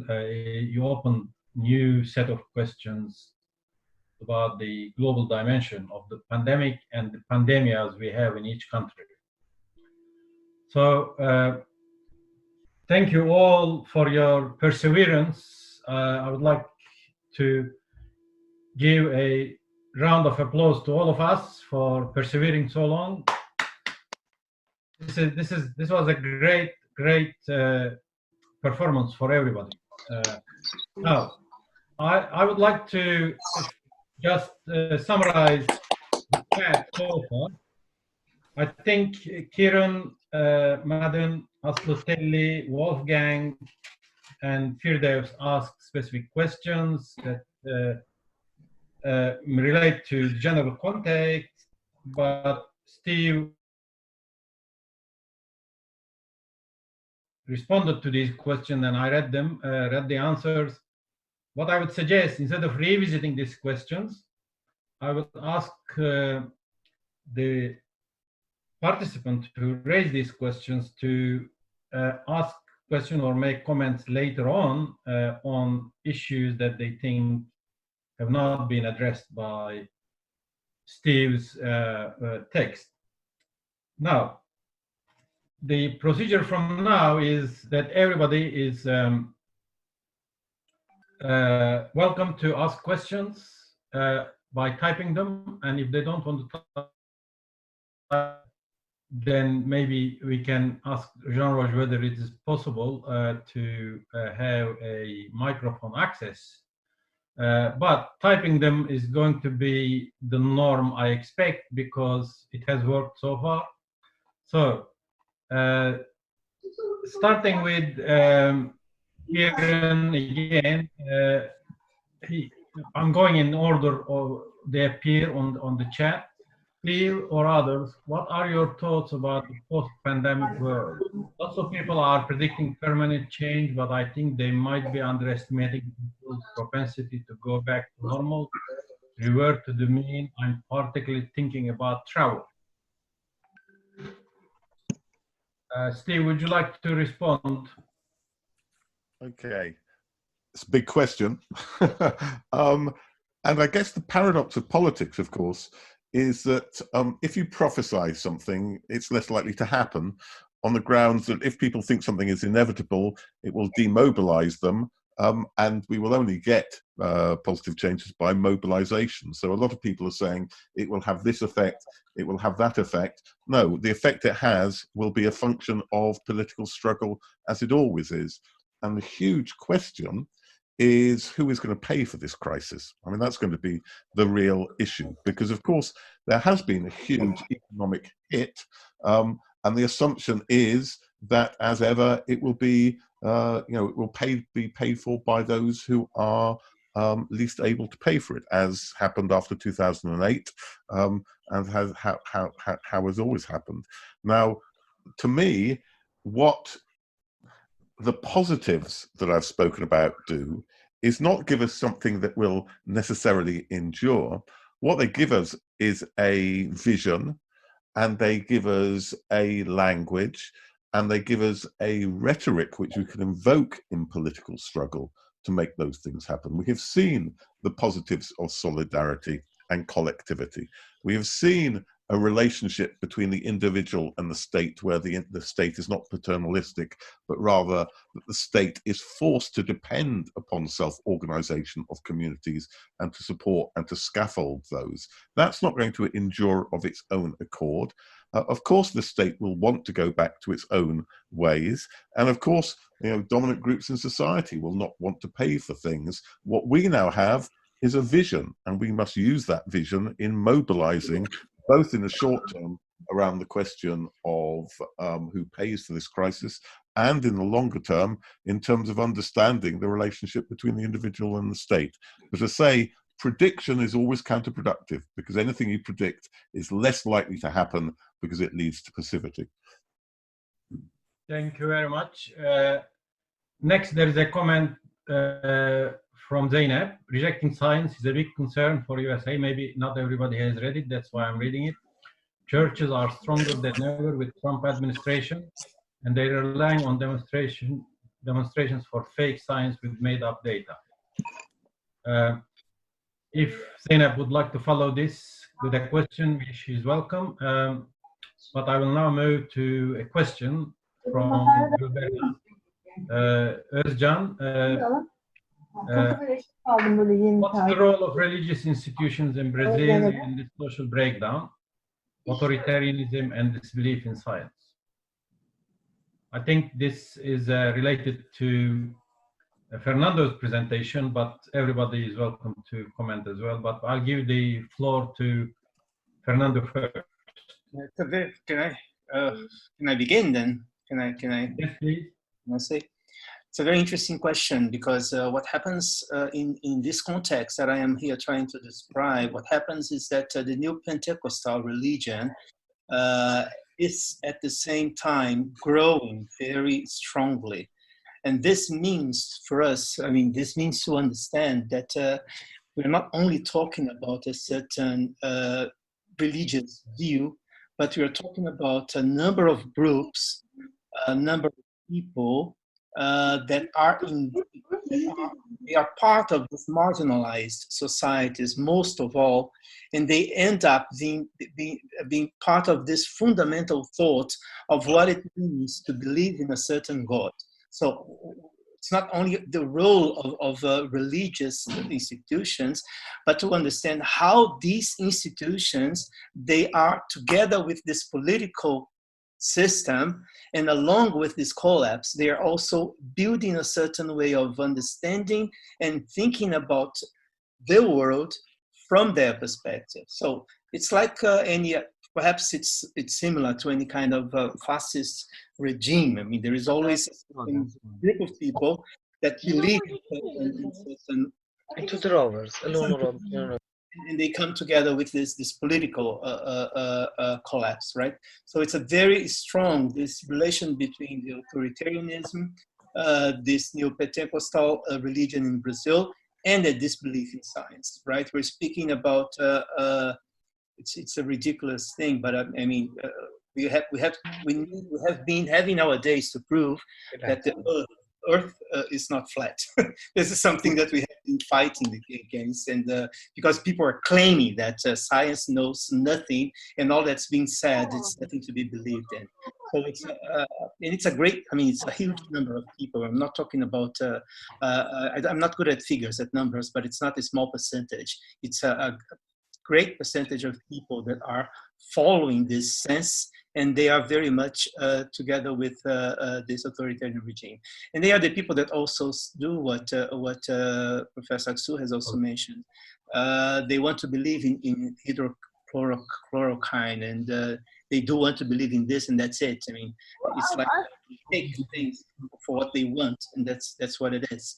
This is all together. I'm trying to say that this is all together in the same pot.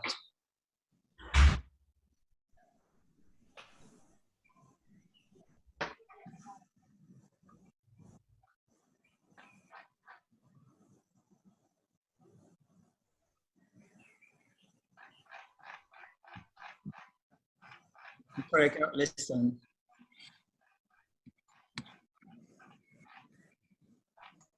I forgot to unmute myself. Just to say, two comments, messages from John Campbell and Stu.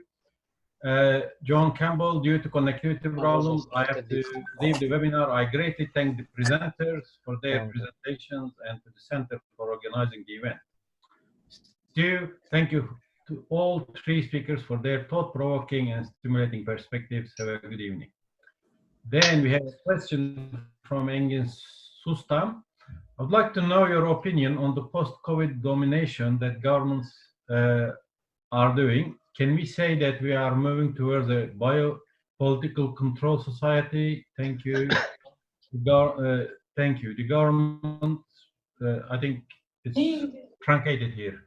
So two questions. Can we, what do you think about the post-COVID domination of the politics and government? What can we say? Can we say we are moving towards a biopolitical control society? Can I also ask all participants to mute their microphones if they are not want to ask questions, because there are some interference I can hear from time to time. Thank you. Comment on Engin's question? I can comment. Please, Feride.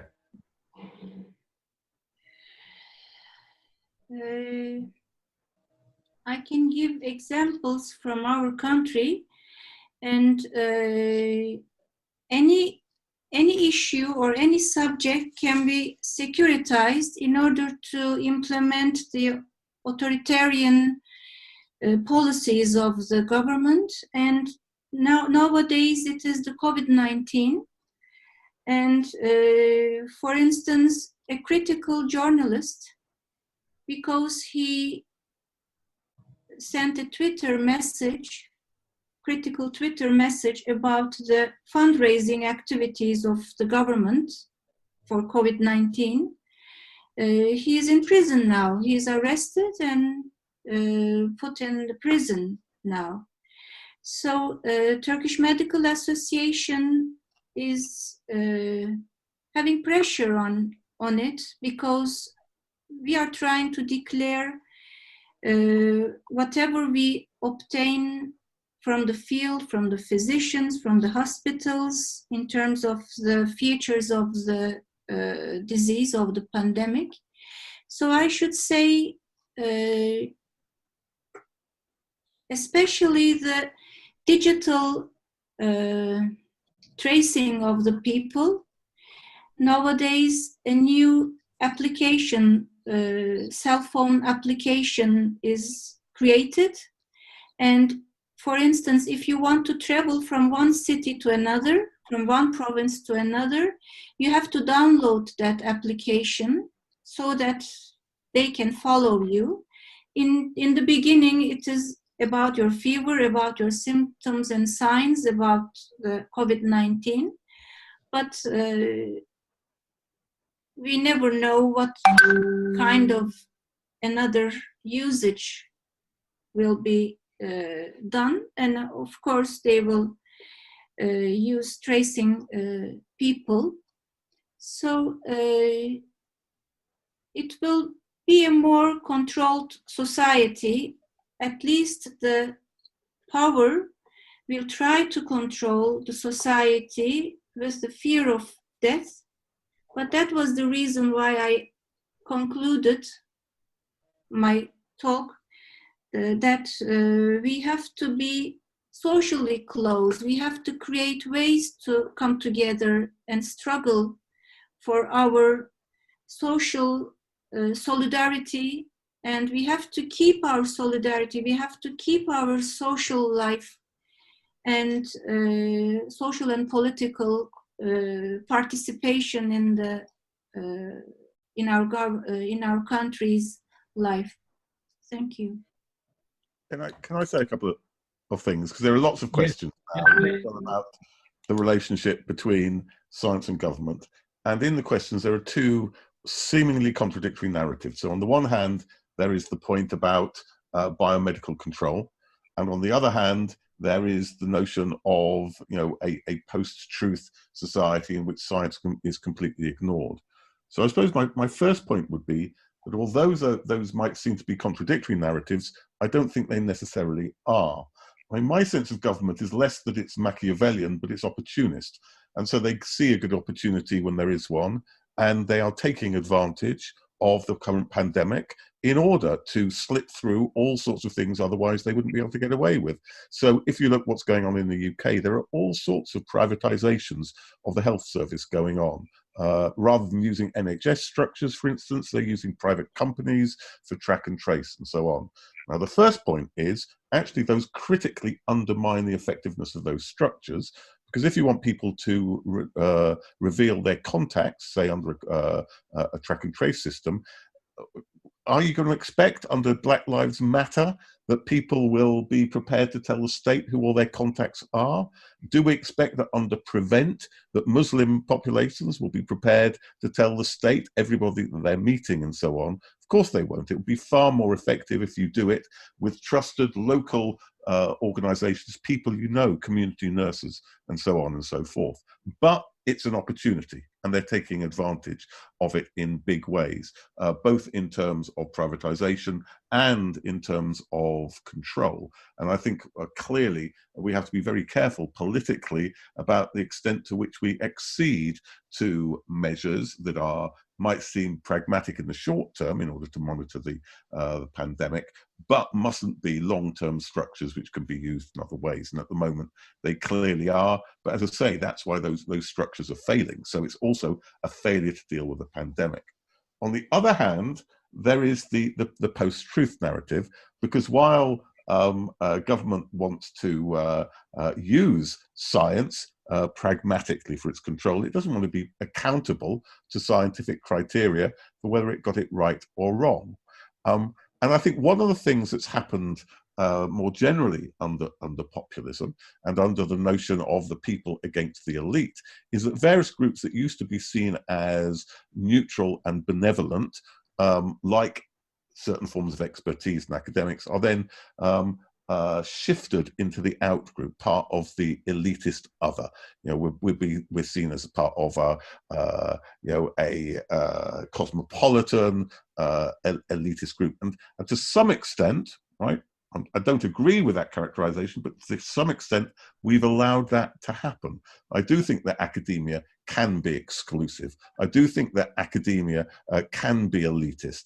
I do think that academia sometimes does open itself up to be construed in those ways, which is why actually there are things that we can do as well to contest that narrative and to show that we're not part of an anti-popular elite. It's why citizen science is so important, as somebody talked about earlier. It's why open science is so important. It's why actually talking in an accessible language and thinking it proves our priestly credentials if we talk in an arcane language that nobody can understand has got to be avoided completely. So to some extent, we've made it easier for ourselves to be portrayed as part of an elite out-group, an anti-popular out-group, which then allows the government to avoid its responsibilities. And I think we shouldn't only look to critique others for what they've done to us, we should critique ourselves of what we've allowed to happen to ourselves. Thank you very much, Steve, for this.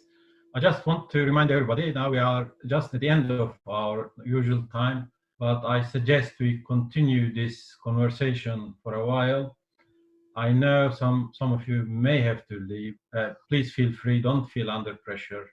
But I wouldn't encourage you to do unless you have good reason, because I think this conversation is proving very, very informative and very thought-provoking.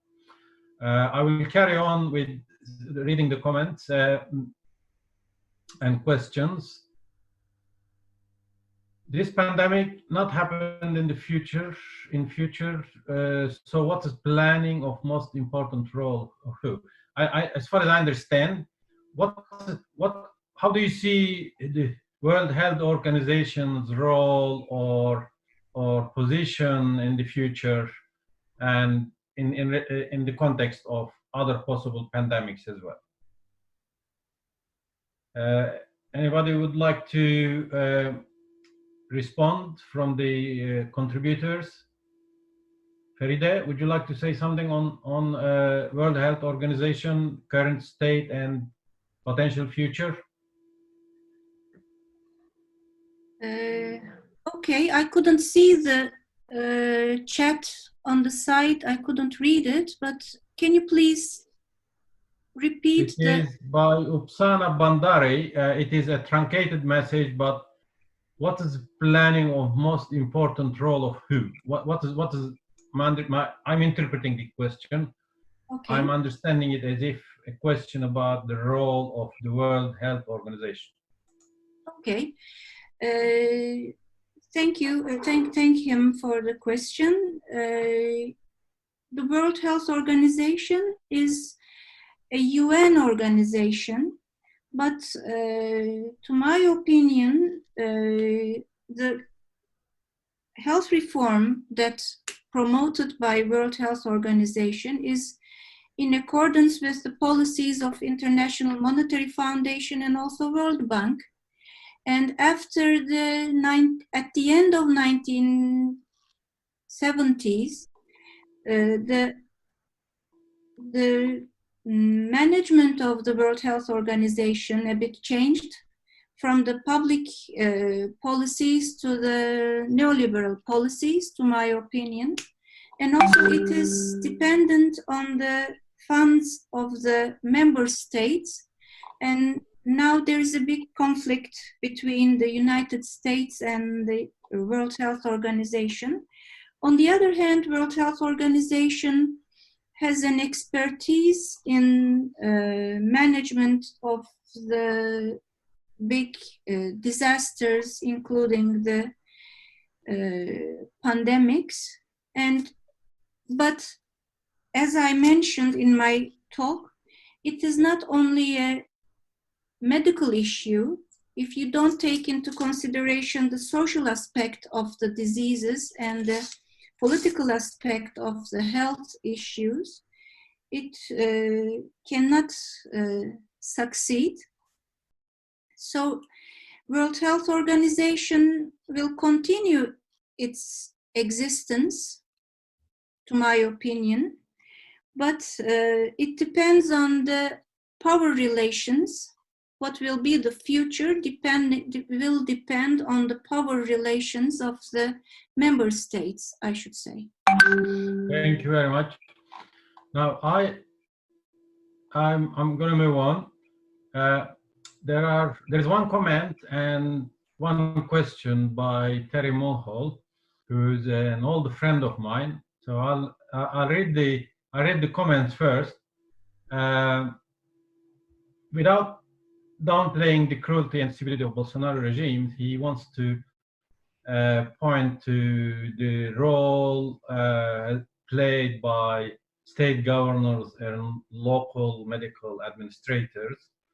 And I think this is related also to Steve's comments about how you can create social groups, social ownership of the issues, particularly building up from the local upward. The other comment he makes is that with regard to science in Brazil, the problem is not simply the political class, nor is the problem simply a culture of anti-science. I would not want to ignore that, but I regard as equally serious problem is the fact that the whole academic and science profession here in Brazil has incorporated neoliberal ideology. This is again an issue raised by Steve in his latest intervention or answer. So we can see here some dovetailing of ideas and thinking on this issue between the contributors and the audience, at least some of them. Now, Terry also asked a question. The mediation of science politics relationship since the 1970s, at least we have seen a reaction against the technocratic pretensions and corporate control of science. Foucault, Latour, etc. Perhaps the pendulum swung too far away from science. Tyranny of experts, anti-vax movement, example. With COVID-19, has it now swung back 180 degrees? Are we in danger of forgetting the critique of science over the past 40 years?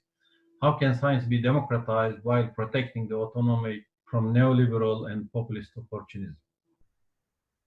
All three contributors are welcome to comment on this if they wish.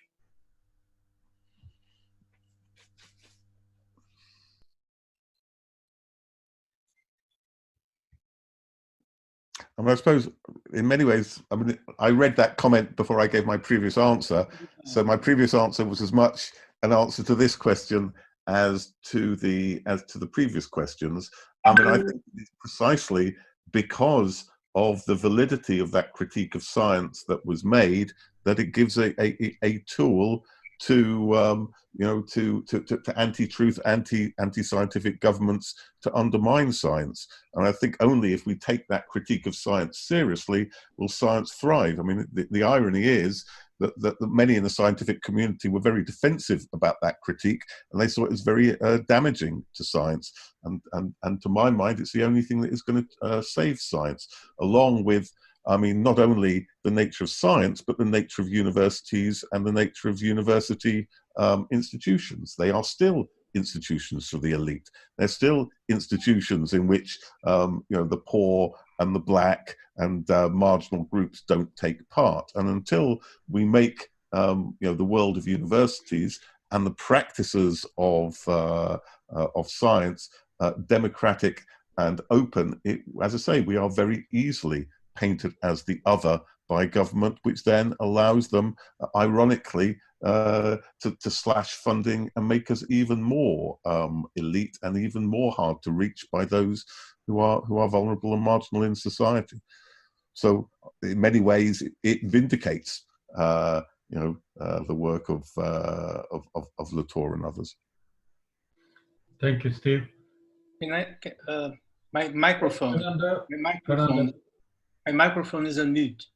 I cannot unmute. We can hear you. We can hear you. Yes. We can hear you. Okay, I'm sorry. I thought it was, yeah, I agree with what Steve has just said. I think I had read this comment too, and I think it's very interesting. Just want to comment on the comment. I was not saying, perhaps I was not clear enough, I was not saying that the problem is the politicians, right? I was talking from the perspective of a political system that has been built under certain structure that's got to do with the powers of colonialism, and also that has built a certain culture. And we are part of this, right? So, as you said, I mean, it's not simply political class, it's not either a culture of anti-science. But when you say the whole academic and science professions have incorporated neoliberal ideology, what I agree with you in the sense that this incorporation has also to do with this structure that's being built along the years, right? So that I'm just trying to complexify in the sense that I'm not talking about victims and villains. I'm talking about a whole structure, a whole system that's made the culture be what it is. And in fact, thinking from this perspective, I think the fight is from the bottom. I mean, we are fighting with and against academics all the time, right? And also the fight is against the top. That is now this macro structure that we have in terms of politics and policies and public policies that we have to fight against day after day, right? So the fight is very complex. It's from inside and it's from outside at the same time, right? And I like very much this idea of about pandemia from medical, social, political, and I would add cultural perspective, right? There is also a way of how can we deal with such a problem when we ourselves have different contexts, we ourselves have different approaches, not only to the pandemic from the medical perspective, but how we react to this in terms of politics. That's what I was trying to say when I mentioned the fact that the pandemic in Brazil has brought to surface many other problems that were already here. It's not that they were not, but they have been brought to surface. And these problems, they are political, they are social, they are cultural. That's what I was trying to say. So I agree very much with this comment. I would just like to add this. I mean, we're speaking about the same thing. I'm just emphasizing that there is a whole structure there that we should be aware of, and it makes things more complicated. Thank you, Fernando. Can I abuse my position and join this conversation here? Yes. I think our experience through the Academics for Peace process has shown us that the higher education institutions and the learning and whatever institutions have never been fully autonomous, but we also said they are not resilient to interventions by political, new types of intervention by and domination attempts by authoritarian regimes. And therefore, I think another dimension in this debate is whether and the extent to which we can build up alternative modes of knowledge, quotation mark production, in addition to what's going on campuses or otherwise. The other dimension that we become aware of, or we discovered through thinking and discussion, is that the creation and dissemination of knowledge should go hand in hand with learning together with social movements. Better synergies, better interactions with social movements, not only in terms of trying to teach them something, but also to learn something from them. My friend Aziz Chaudhry is very vocal on this issue, and his ideas are there. So there are ways in which we can sort of dispel this myth about whether science is just trying to dominate, or is it's the other, it's the elite, or on the other hand, science is not necessary, sort of kind of dichotomy. Thank you very much for allowing me to do that. Then I will move on to a question by Kieran again about vitamin D. And I would like to ask Feride if she can say something about this. The question is, one seemingly plausible explanation for the very high date rate in the UK and elsewhere amongst ethnic minorities is vitamin D deficiency. Any view on this, Feride? I don't have any idea about that issue. I'm not, I don't have any knowledge about it. Okay, fair enough. I thought because it is, your area is the closest to this, you don't feel under any obligations, of course. No, Kiran, no, unfortunately, I won't ask this question to Steve or Fernando because they are even far more removed from this issue, unless they have something to say. I guess the thing I would say, because there's been, of course, a lot of debate, and of course, there's a politics of explanation, and whether some explanations are used to hide others.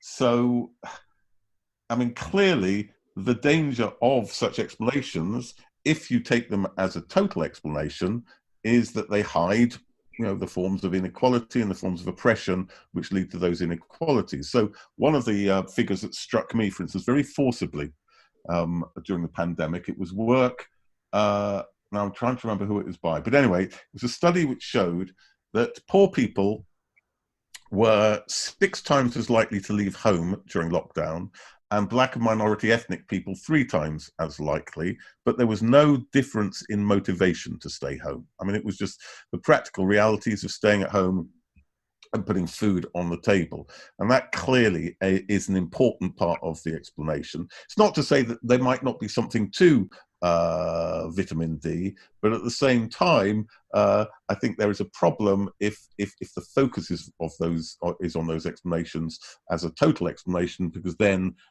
they take the focus off, as I say, forms of deprivation, forms of inequality, forms of deprivation, which are clearly a very important part of the story. Thank you, Steve. Just again, a procedural issue. I've got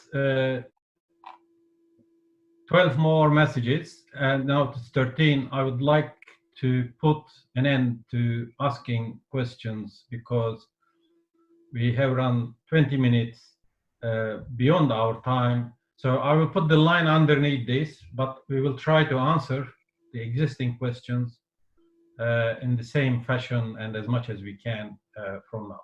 No more questions, please. Now it is 14, this is the last. Anything after 14, I will not read it.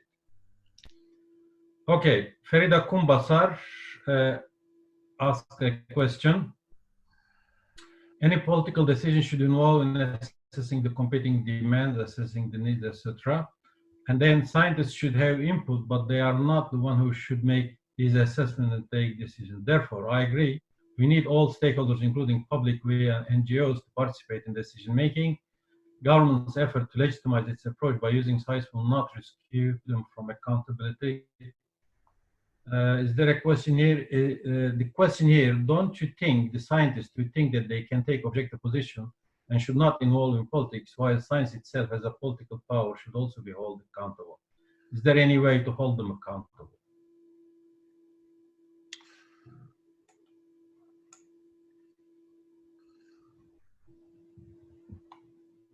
Anybody would like to respond to this?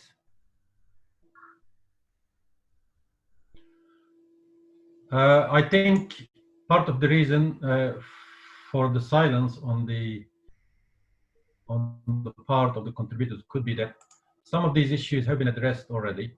I think the most sort of detailed discussion on this came from Steve, and as far as I remember, Feride, is that yes, science should not be in the driving seat, but the government, who's in the driving seat, should be accountable. How can science be accountable? Well, the scientist community should maybe design better rules on how to differentiate between sort of science that is geared towards partial explanations or explanations based on incomplete pictures. In other words, how do you differentiate between good science and bad science? I think at the moment, at least in economics that I know of, there are lots of crimes committed by economists who publish in top journals, but because the technical sort of coherence of the paper was there, people have been arguing to, let's say, increase taxes on goods and services of VAT, because this types of taxation is not distortionary. But this is morally wrong. And the economics profession has sort of justified that on the basis that the welfare consequences are smaller than progressive taxation or any other distortionary taxation. So, to cut the story short, yes, we need to open a new discussion about how we can differentiate between bad science and good science. And I think the people who contribute to the debate about how to deal with pandemics and how to build resilience and solidarity has got great potential to lead that.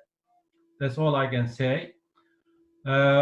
Then Alexis Benos. I won't be able to read the whole comment because we're running out of time. We need to raise our views internationally, and today's webinar could be regarded as the first step in this direction. Thank you, Alexis, for sharing your thoughts listening to this webinar. Thank you. Ula, to everyone, thank you for this interesting and courageous meeting and all your important contributions. Deniz Uğur, thank you all for sharing your insights and thoughts with us. It has been very interesting. When is the next one? This is my daughter putting on pressure on us to keep going. Kieran, one final question, please. Where will the recording be posted? A friend of mine wanted, my dear friend and colleague Jean Roche is looking after this issue, and I'm sure he will write to everybody via email about the link and how it can be accessed. Am I right, Jean Roche? Yes, the recording will be on our website, www.cdpr.org.uk. Will you follow this with an email to everybody? Just sending the link. Not now, later. Yes. Yeah. Jean acts immediately on things, by the way. Then Upasana Bandari again, it's really good discussions and informative. Thank you all. Jean Roche, the recording will be posted on CDPR, or he put it there already. See, I tell you, he's quick acting. Ajaz Latelli, great talk, great event. Thanks to all those contributing. All the best from Germany. Angelique Richardson, once again, I could not agree more. Thank you, Angelique. Thank you, Aslı. Birgül Kutan, thanks you, everybody. Selen, I think, let me see. Thanks for those of you who said, who appreciate, who indicated their appreciation and suggestions. Deniz, nothing of interest to everybody. This is private. In terms of Isabel and Mabel, in terms of institutions having become agents of home office, how do you see what can be done to stop the no recourse to public funds policy and creating a firewall so that those most vulnerable, stateless, undocumented, or seeking asylum can be protected? Many do not seek help or health care because of fear that they would be reported to the home office. This renders many people destitute. Basically, Isabel and Mabel's comment is about the implication of the pandemic for the most disadvantaged, vulnerable people, stateless, vulnerable, undocumented asylum seekers. And I think we need to think about this as a separate issue to discuss in the future, Isabel.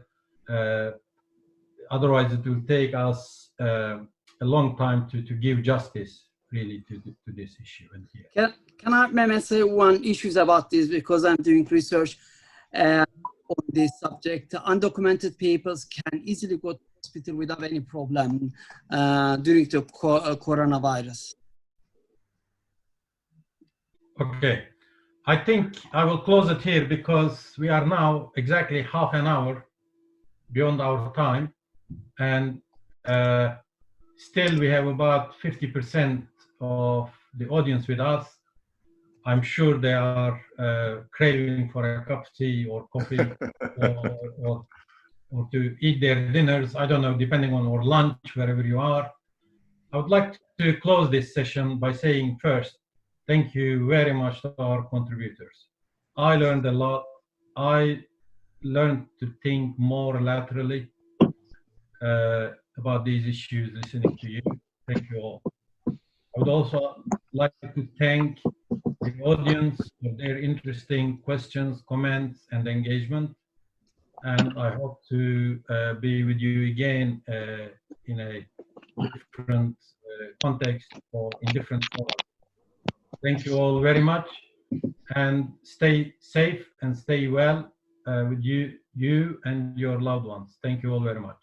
Thank you. Bye. Bye. Bye. Bye. Thank you, Mehmet. Thank you.